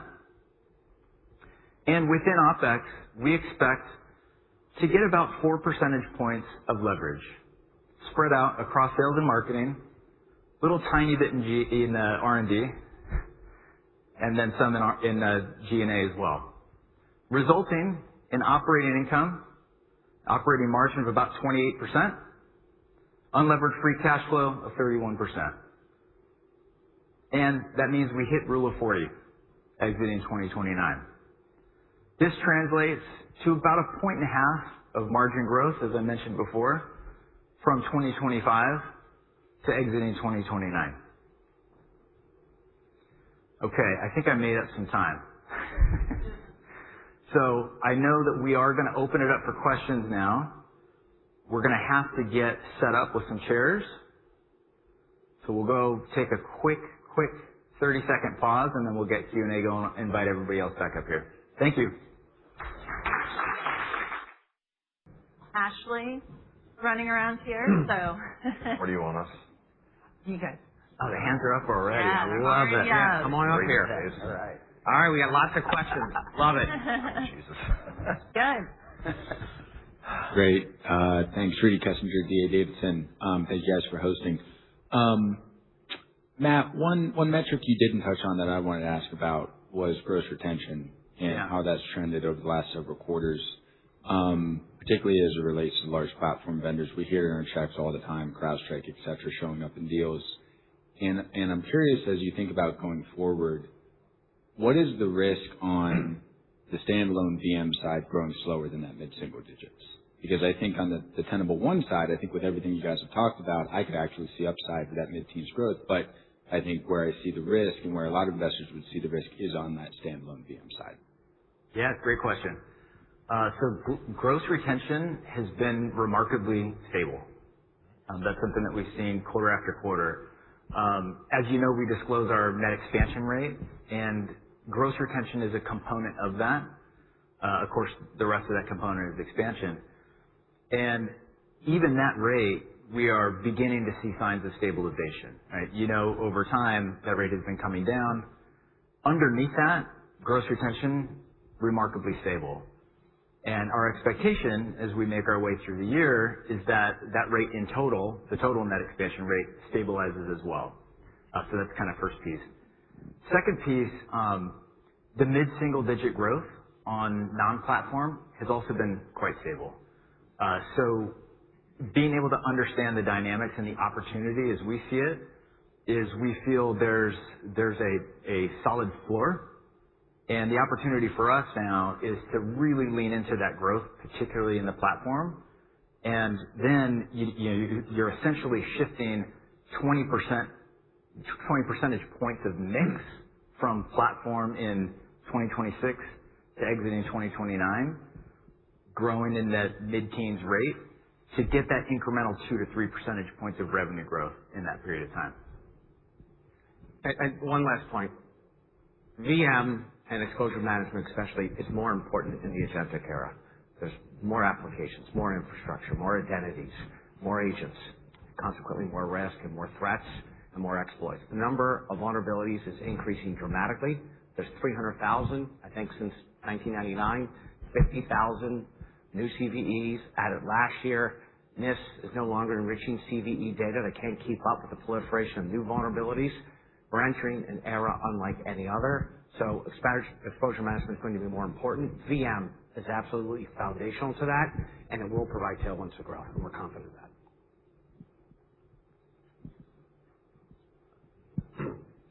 Hey, thanks for doing this, guys. Mike Sikos from Needham. I guess the question comes to the growth versus margin debate. We'll go back to Matt for a second, but great to see the margin expansion that you guys continue to execute on. What was the thought process? And I know that you guys have been putting this together on a multi-month, multi-year journey, right? But as far as the decision to continue to expand those margins versus potentially let's deliver stabilization of those margins and try to accelerate growth faster, right? And then the second piece, maybe more of a strategic question here, but that you guys are definitively using the carrot approach to get people to adopt Tenable One. Given the seamlessness of expansion and the dollar opportunity, why not use potentially more of a stick to help that penetration and expand at a faster clip? Yeah, great question. So when we think about margin versus growth, we've always taken a pretty balanced approach. But our expectations around 1.5 percentage points of margin growth, we know that that is an amount that will allow us to continue to lean into and invest in that growth, right? In the past, since 2021, we've grown margin 3 percentage points. So it's actually a bit of a step down. The reason for that, again, is because we do see an enormous opportunity in front of us. And so we know that we can invest heavily in that area while still continuing to get 1.5 points of margin. The carrot and stick approach is also a really good question. And I'll dish it. Yeah. Let me cover this one. It's an awesome question. Trust me, it's something we talk about, we debate all the time. But our thought process here, and this was even before Dino joined, we are laser focused in regard to our selling and our channel organization upgrading that VM install base. We pay accelerated rates to our sellers for Tenable One. We have very aggressive incentive programs to touch all of those VM customers and migrate them to Tenable One. So those motions are taking place. And the other attribute is you could obviously see the margin improvement, right, by going to advanced and going to foundation. But it's also one of those things where you've got to take the customer on the journey. If you just automatically upgrade them instantaneously, they won't understand the benefit of the multiple assets that they could expand with. So there's some education. So when we go in, there's a huge sense of urgency to get them onto T1, but we also have to take them through the journey so they actually get the value and the benefits through the process. And when they do, you see some of those examples like, Dino had shown, where they come in and then they start spending 7x. But I can just tell you, and it's even been more aggressive since Dino's joined, we are all over that VM install base, moving them to T1, and we also are ultra aggressive in regard to competitive displacements, going after our traditional competitors and non-traditional competitors. That's another thing we spent a massive amount of time on also, with T1. Yeah. Hi, Joe from Jefferies. Thank you for this, and congrats on Hexa GA.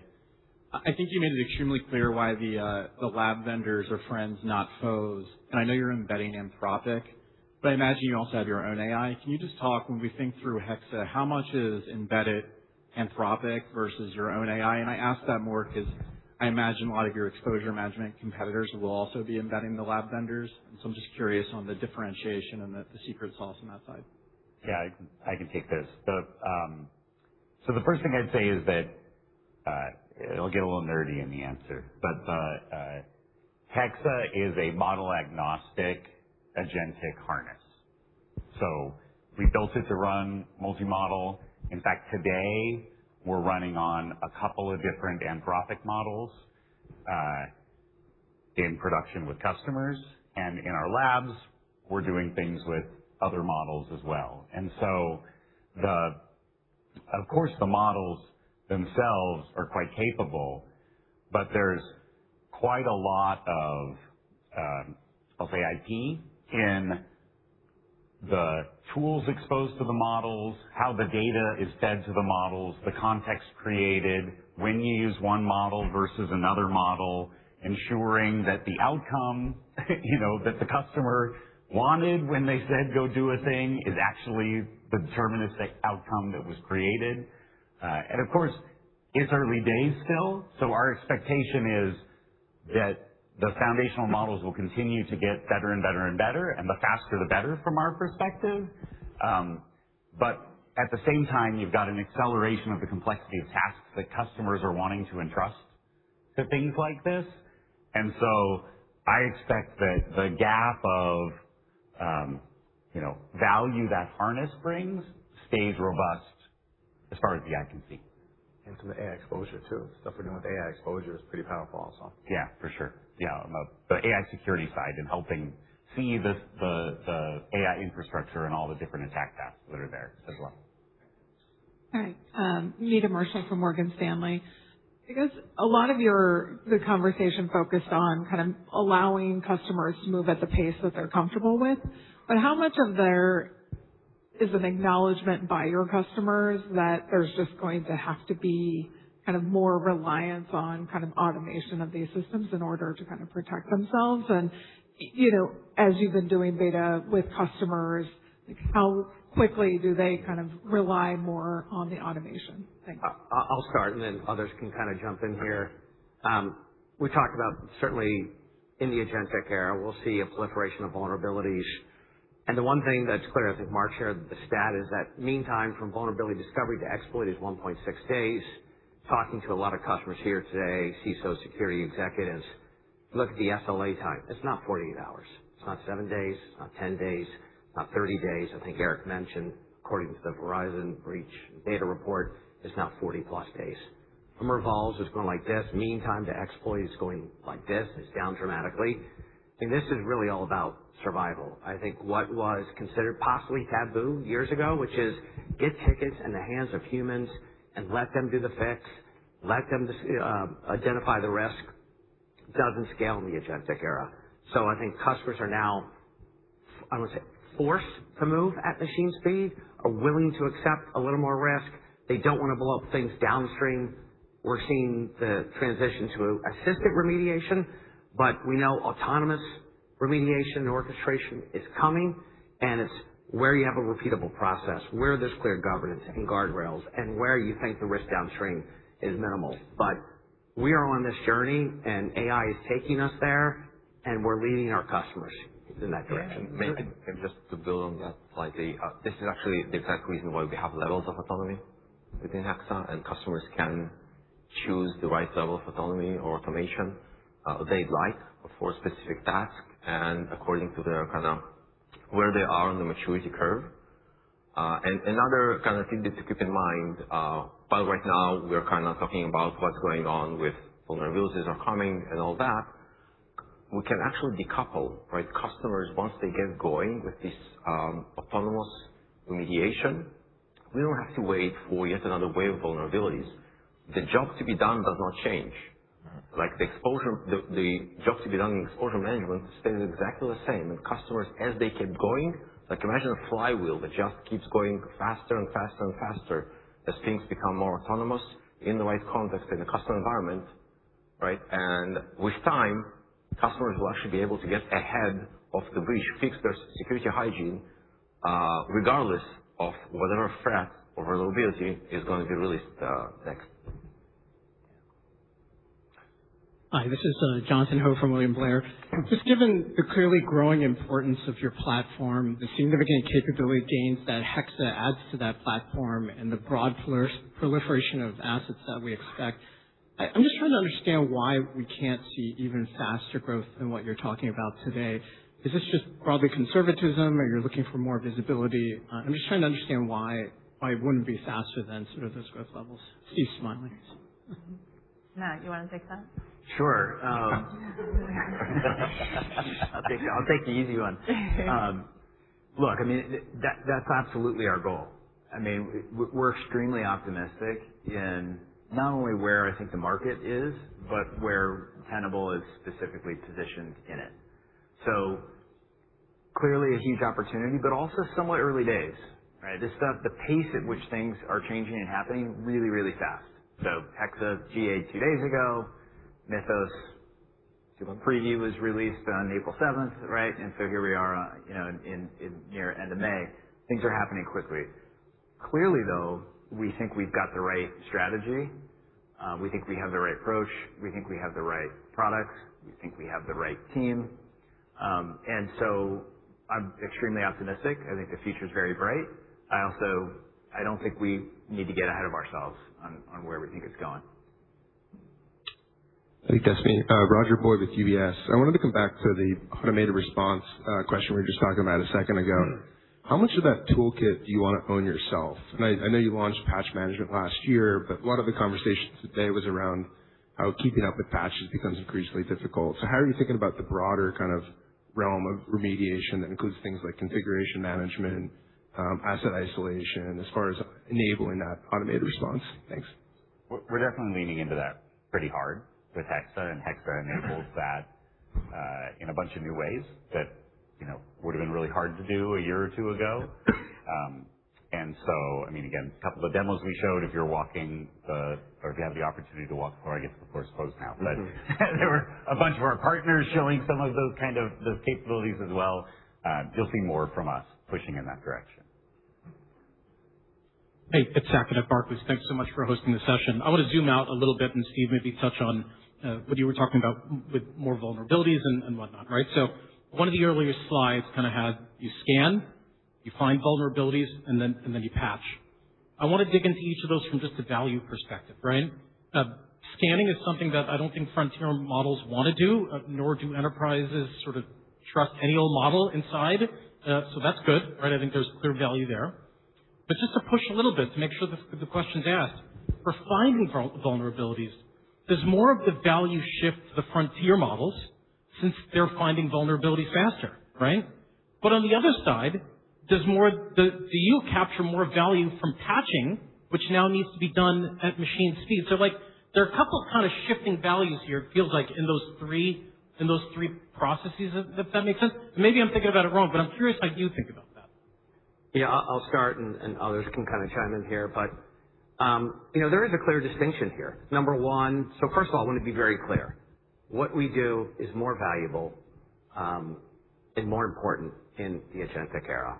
And scanning becomes more important. But just to make that distinction, the frontier AI model companies, they operate at the code layer. They find vulnerabilities in code. By the way, a vulnerability is not just a bug in a piece of software. A vulnerability/exposure is a misconfiguration, is an overprivileged identity, is the absence of a compensating control. So we're not in the vulnerability discovery business. We never have been. Yes, we've discovered 500 zero days since 2018. That's not what we do. We can tell you if those exposures exist in your environment. We can tell you if those exposures can be connected and chained together to create a lethal attack path. That's really important. So what we do, we solve an even more important. So scanning and the data collection infrastructure becomes more important. Prioritization is not optional, and it's not severity scores, and it's not CVEs. It is survival in the agentic era. And we do that better than anyone. And the frontier AI model companies will help us do better reasoning, better explainability of risk, and enhances what we do. And then the final thing is really the ability to take action, which is what Hex is all about today, and that's really our North Star. And if I could just pressurize if you drill a level deeper, when you talk about finding a vulnerability, I think it's important to be really precise. You basically say this closed source. I worked at Microsoft for a long time. Microsoft last year found patched 1,100 CVEs. I don't know how many they found last year because I wasn't there last year. In the era I was there, we usually found about 2 to 3x what we actually patched. So, better capabilities to find vulnerabilities, great. That's good for the world. That will turn into more things patched from closed source. Great. Tenable doesn't play in that game. We never have. Don't want to. Right? Then you got open source. Right? Different game.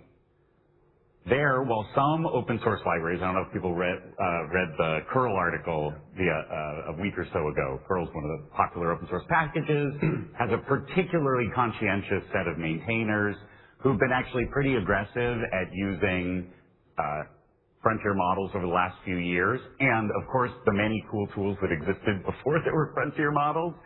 They ran Mythos on top of curl and found one additional vulnerability. And that's not to say Mythos isn't awesome. It's just to put in perspective kind of the difference of a really well-studied code base, a really well-secured code base, and then Mythos, great. The victory is it found one, right? The challenge on the open source side is the really good maintainers and well-funded maintainers might be able to keep up, maybe, with this, but a lot of the open source used in the world is not. And so there the challenge is, will the patches exist at all? Or certainly will they exist in time? No, I think it's pretty clear. And so there you've got to really look at how you're using compensating controls, how you have layered security, how you're reducing your exposure risk when there isn't a patch. But again, in that area, the finding of the vulnerability, never part of our job, not what we want to be our job. As that explodes, you have an already hard job that as a defender, but you're trying to figure out of all those things out in the ecosystem, how many are you vulnerable to? That is the heart of what we do. And that's, as Steve mentioned, what we think will continue to have significant value and in fact more value in the world with the tailwinds from AI.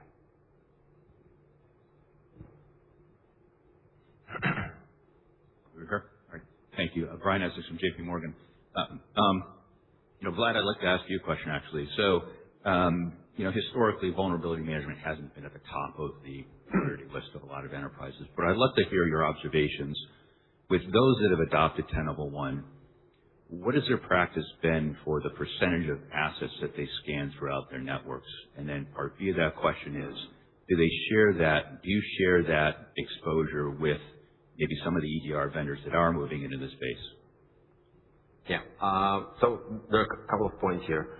I think the vision of exposure management is exactly that. It's connecting all these dots, and one of the reasons we have 300 plus integrations is when to pull signals from tools like EDR, your cloud security products, whatever it is you have across your enterprise stack. You don't have to rip and replace and only use a Tenable solution, even if it's better in some cases. You can keep it. You just need the signal, right? Exactly to connect those dots. And the reason for that, why it's so important for customers, because adversaries don't really go at they don't attack based on your org structure. They don't go only on your on-prem databases and don't touch your cloud. They move laterally. They start with whatever is easiest, the weakest link, might be even the human through spear phishing. And you have, I think the latest number from Gartner, like 70 plus security tools in an average enterprise. And to make things slightly worse, you have different teams under the CISO running those tools, right? So it's a largely fragmented defense. So connecting those dots is super important to build things like attack path, to understand, right? To go across all these signals and out of these connected dots to understand what's more important to me specifically right now. And does Tenable One or Hexa give them a better sense of urgency that they need to increase the penetration of the percentage of assets they need to scan in their networks? Absolutely. It's both that comes from kind of creating that broad context, if you will, and also vulnerability management historically is a very kind of limited to specifically, only do this on endpoints, and that traditional cycle that used to work kinda. There's some patch. I figure out if it's relevant for my specific server. I open up a patching window. I run the process. It takes like 2 months or so. I get it done, hopefully.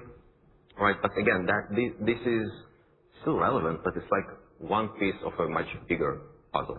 Matt, any quantification of the lift you might see on the VM side for those that adopt? Not today. More. More. All right. Thank you. I appreciate it. Yeah. I was just going to add, too, on that point that I think it depends on what vertical, what segment of the market we're speaking to as far as the comfort level, the speed at which their organizations are scanning more broadly and deeply. And so, probably your organization's pretty mature. And I think what you're seeing with the frontier AI models is people are saying like, okay, we do have to kick into gear authenticated scans, scanning everything. And I think we're getting asked similar questions like, how frequently should we looking at the speed of this? And I think some of this will be driven by policy, regulation, and our own findings through capabilities like Hexa. So I think you're going to see this moving quite rapidly over the coming weeks and months. Yeah. The one last thing to add, the thing we're seeing with Hexa, which is kind of super cool to see, we talked earlier about the speed of trust, and this is many times of organizational processes inside the large enterprise.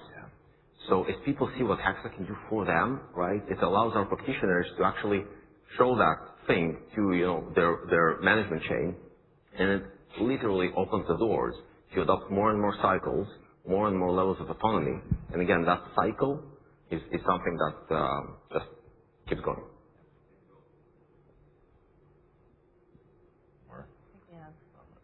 Two more, and I know we were running late, so I appreciate everybody sticking around. Hi, Shrenik Kothari from Baird. So Steve, you started the presentation citing there's incremental TAM beyond exposure management. from 30%. Can you guys hear me? Yeah.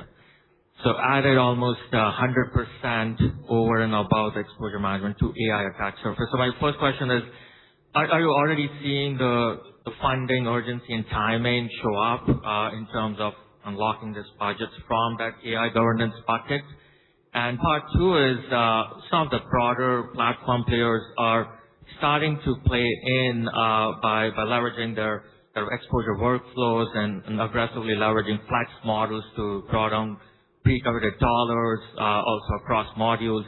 I know you touched upon Hexa from perspective of premium attach and up-tiering motion. Can you talk a little bit about how potentially Flex can accelerate that expansion as well? I'll start off, and then I want to hand it over to Mark because I think he can add a lot of color here. The one thing I'll say is, if you look at, yes, TAM has expanded significantly. First, I think the last time we updated our TAM was several years ago. So a $30 billion TAM per annum for exposure management. We said today, AI, securing the threat vector of AI, is an incremental $35 billion. If you look at, there was a Wall Street Journal article earlier this week, but at the average Fortune 500 company over the next 12 plus months will each have 150,000 agents deployed. Multiply that by 500, that's 75 million agents. There's arguably 100 million, tens of millions of companies in the world. I think 100 million plus. We are going to see a proliferation of agents unlike anything other. It's going to be ubiquitous, it's going to be autonomous, and it's one of the most important challenges in all of security. So I think to connect this back to go-to-market is, yes, customers are still wrestling with this issue. It's a very complex and challenging one. They're getting their arms around it, and it's absolutely driving more engagement. You heard that from Mark, and you heard that from Meg. Yeah, a couple things I'll add, and Matt and I and Aaron hit on this a couple days ago at one of the investor conferences. So first and foremost, kind of anecdotally, right, since Mythos and the frontier AI models kind of exploded on the scene, we have seen a dramatic increase in customer engagement. I think Steve and I mentioned on the call, reporting Q1, we said hundreds. We are literally at thousands of customer outreaches to us at very senior levels, CISO level engagement, talking to us about what and how we're dealing with it, what would be our remediation steps, what should they be doing in their environment from an exposure management perspective, right? So you're looking at some of the pipeline build that Dino and his team all are over. Very, very happy and feel really strong with these signs that we're seeing. When you look at the competitive dynamic, and I think, Vlad and Eric and even our customer panel hit on it, right? Tenable is the leader, the number one player in the exposure management category, and Tenable One is the number one platform. And it's not just our customers and Tenable saying it. Gartner put us as number one. Forrester put us as number one, right? IDC put us as number one. When you are looking at building out this now mission-critical exposure management platform, it started in the genesis was world-class vulnerability management. And then you added those other components to get visibility on the entire attack surface with all of the native sensors we now have. And now you're able to get the whole visualization. You're now able to tie in Hexa from an agentic AI perspective. Like, we feel unbelievably confident. I can't say it strongly enough on our compete level right now. When you talk to our sellers, you talk to our team, our compete level against our traditional competitors and any new competitors, we feel unbelievably confident going against them.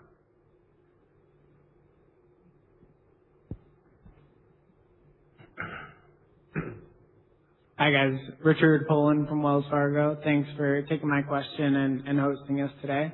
So mine is on Hexa in particular. I'm curious, we talked a little bit about the 6% uplift for Tenable One Foundations, 60% for the Advanced. How does the Hexa monetization work? Is that usage-based? Like, how should we think about that as part of the monetization? Yeah, we'll tag team it. Go ahead. So we chose to make Hexa's functionality tied to the platform. So what that means is we have to think the two layers of the platform. So you've got the new packaging, Tenable One Foundation, Tenable One Advanced. Hexa, there's not good Hexa and bad Hexa. It's just Hexa, right? Now, in Advanced, you have things like attack path analysis, which does not exist in Foundation. So Hexa is smarter in Advanced because it has a smarter exposure graph that can do more and have more context. The way we're approaching this is we have you buy your license, and this is graduated based on how many assets you license. You get a certain amount of included Hexa with that, and then it's consumptive above that. So if you're particularly active, you might go a little bit over, and that's how we've approached it. Yeah, and I think it builds an opportunity again. I think originally, pre-Hexa, pre-me being here, we were probably thinking, okay, the advanced capabilities, or to Eric's point, attack path analysis is one thing you'd unlock. Well, now Hexa in a way becomes sort of an indirect upsell engine for us because they'll want to unlock some of those capabilities. So it's very early days, 2 days after GA, but you can tell the excitement we have. Again, we have customers that have leveraged it, that are validating the capabilities. But it's interesting that we have sort of this, what I call horizontal use case expansion opportunity, which is pretty easy to understand. VM, infra, cloud, AI exposure, et cetera. But then Hexa, people wanting to unblock that to say, okay, I actually want full boat capability for remediation, attack path analysis is going to be pretty interesting to track over the next couple months. For sure. And last thing, I'll hit it from a margin perspective. So as we modeled this out, which we've obviously worked very closely together on this, we have a negotiated agreement with Anthropic that's in place that includes spend across our entire company. It includes what we're doing operationally. It includes what we're doing in development. Also includes cost of sales from Hexa. Yeah. In building in the model, we understood what would be included as part of the tiers, sort of free of charge, if you will. And the way that we've modeled it out is the incremental uplift that we will get from customers converting over more than pays for what it costs and what's included in the model. On top of that, there's, as I mentioned, an enormous expansion opportunity as customers begin to see the utility of Hexa. We think that's great. It'll continue to expand and potentially then move up even to advanced. That pays for it again. And then finally, as they bump against those limits, which we would love to see, frankly, we want usage, there is a pay per token that kicks in after that. Yeah. Okay. Great. Thank you, guys. You guys want to close it up? Yeah. I think Mark and I are going to bring it home here. First and foremost, I want to thank you for attending our first Investor Day in many years. The change in this company has been extraordinary. We're in the midst of 3 major market transitions, from visibility to action, from manual workflows to orchestrated and automated remediation, and from siloed tools to an integrated platform, and one platform for taking action and reducing risk. The mandate's never been more important. The opportunity's never been bigger. And this team here on stage has never been more excited. And so we're confident in what we're doing and our ability to execute. Yep. Echo every single thing Steve just said. Hopefully you guys can feel it. I know Steve, myself, Matt, Aaron, we spend a lot of time with you folks. You can see this confidence level of this team right now, especially even with new members being here at Tenable. I don't think, I've been here for 6.5, coming up on 7 years. I don't think the confidence level as a company has ever been higher. Right? These tailwinds that are coming our way, in our view, are built for this exposure management platform. We're getting the validation from the customers. We're getting validation from the frontier AI labs. I mean, Anthropic and OpenAI are saying the same things to us that we're saying to you guys on how these partnerships are going to be strategic for them. And the momentum you feel when you talk to customers, you talk to our partner community, and you talk to our sellers is phenomenal. So we just now are all about execution, all about driving growth. All of the metrics that Matt has laid out is what we are laser focused on. And we appreciate you guys coming and look forward to talking to you guys in the future. Thank you very much. Thank you. Well done.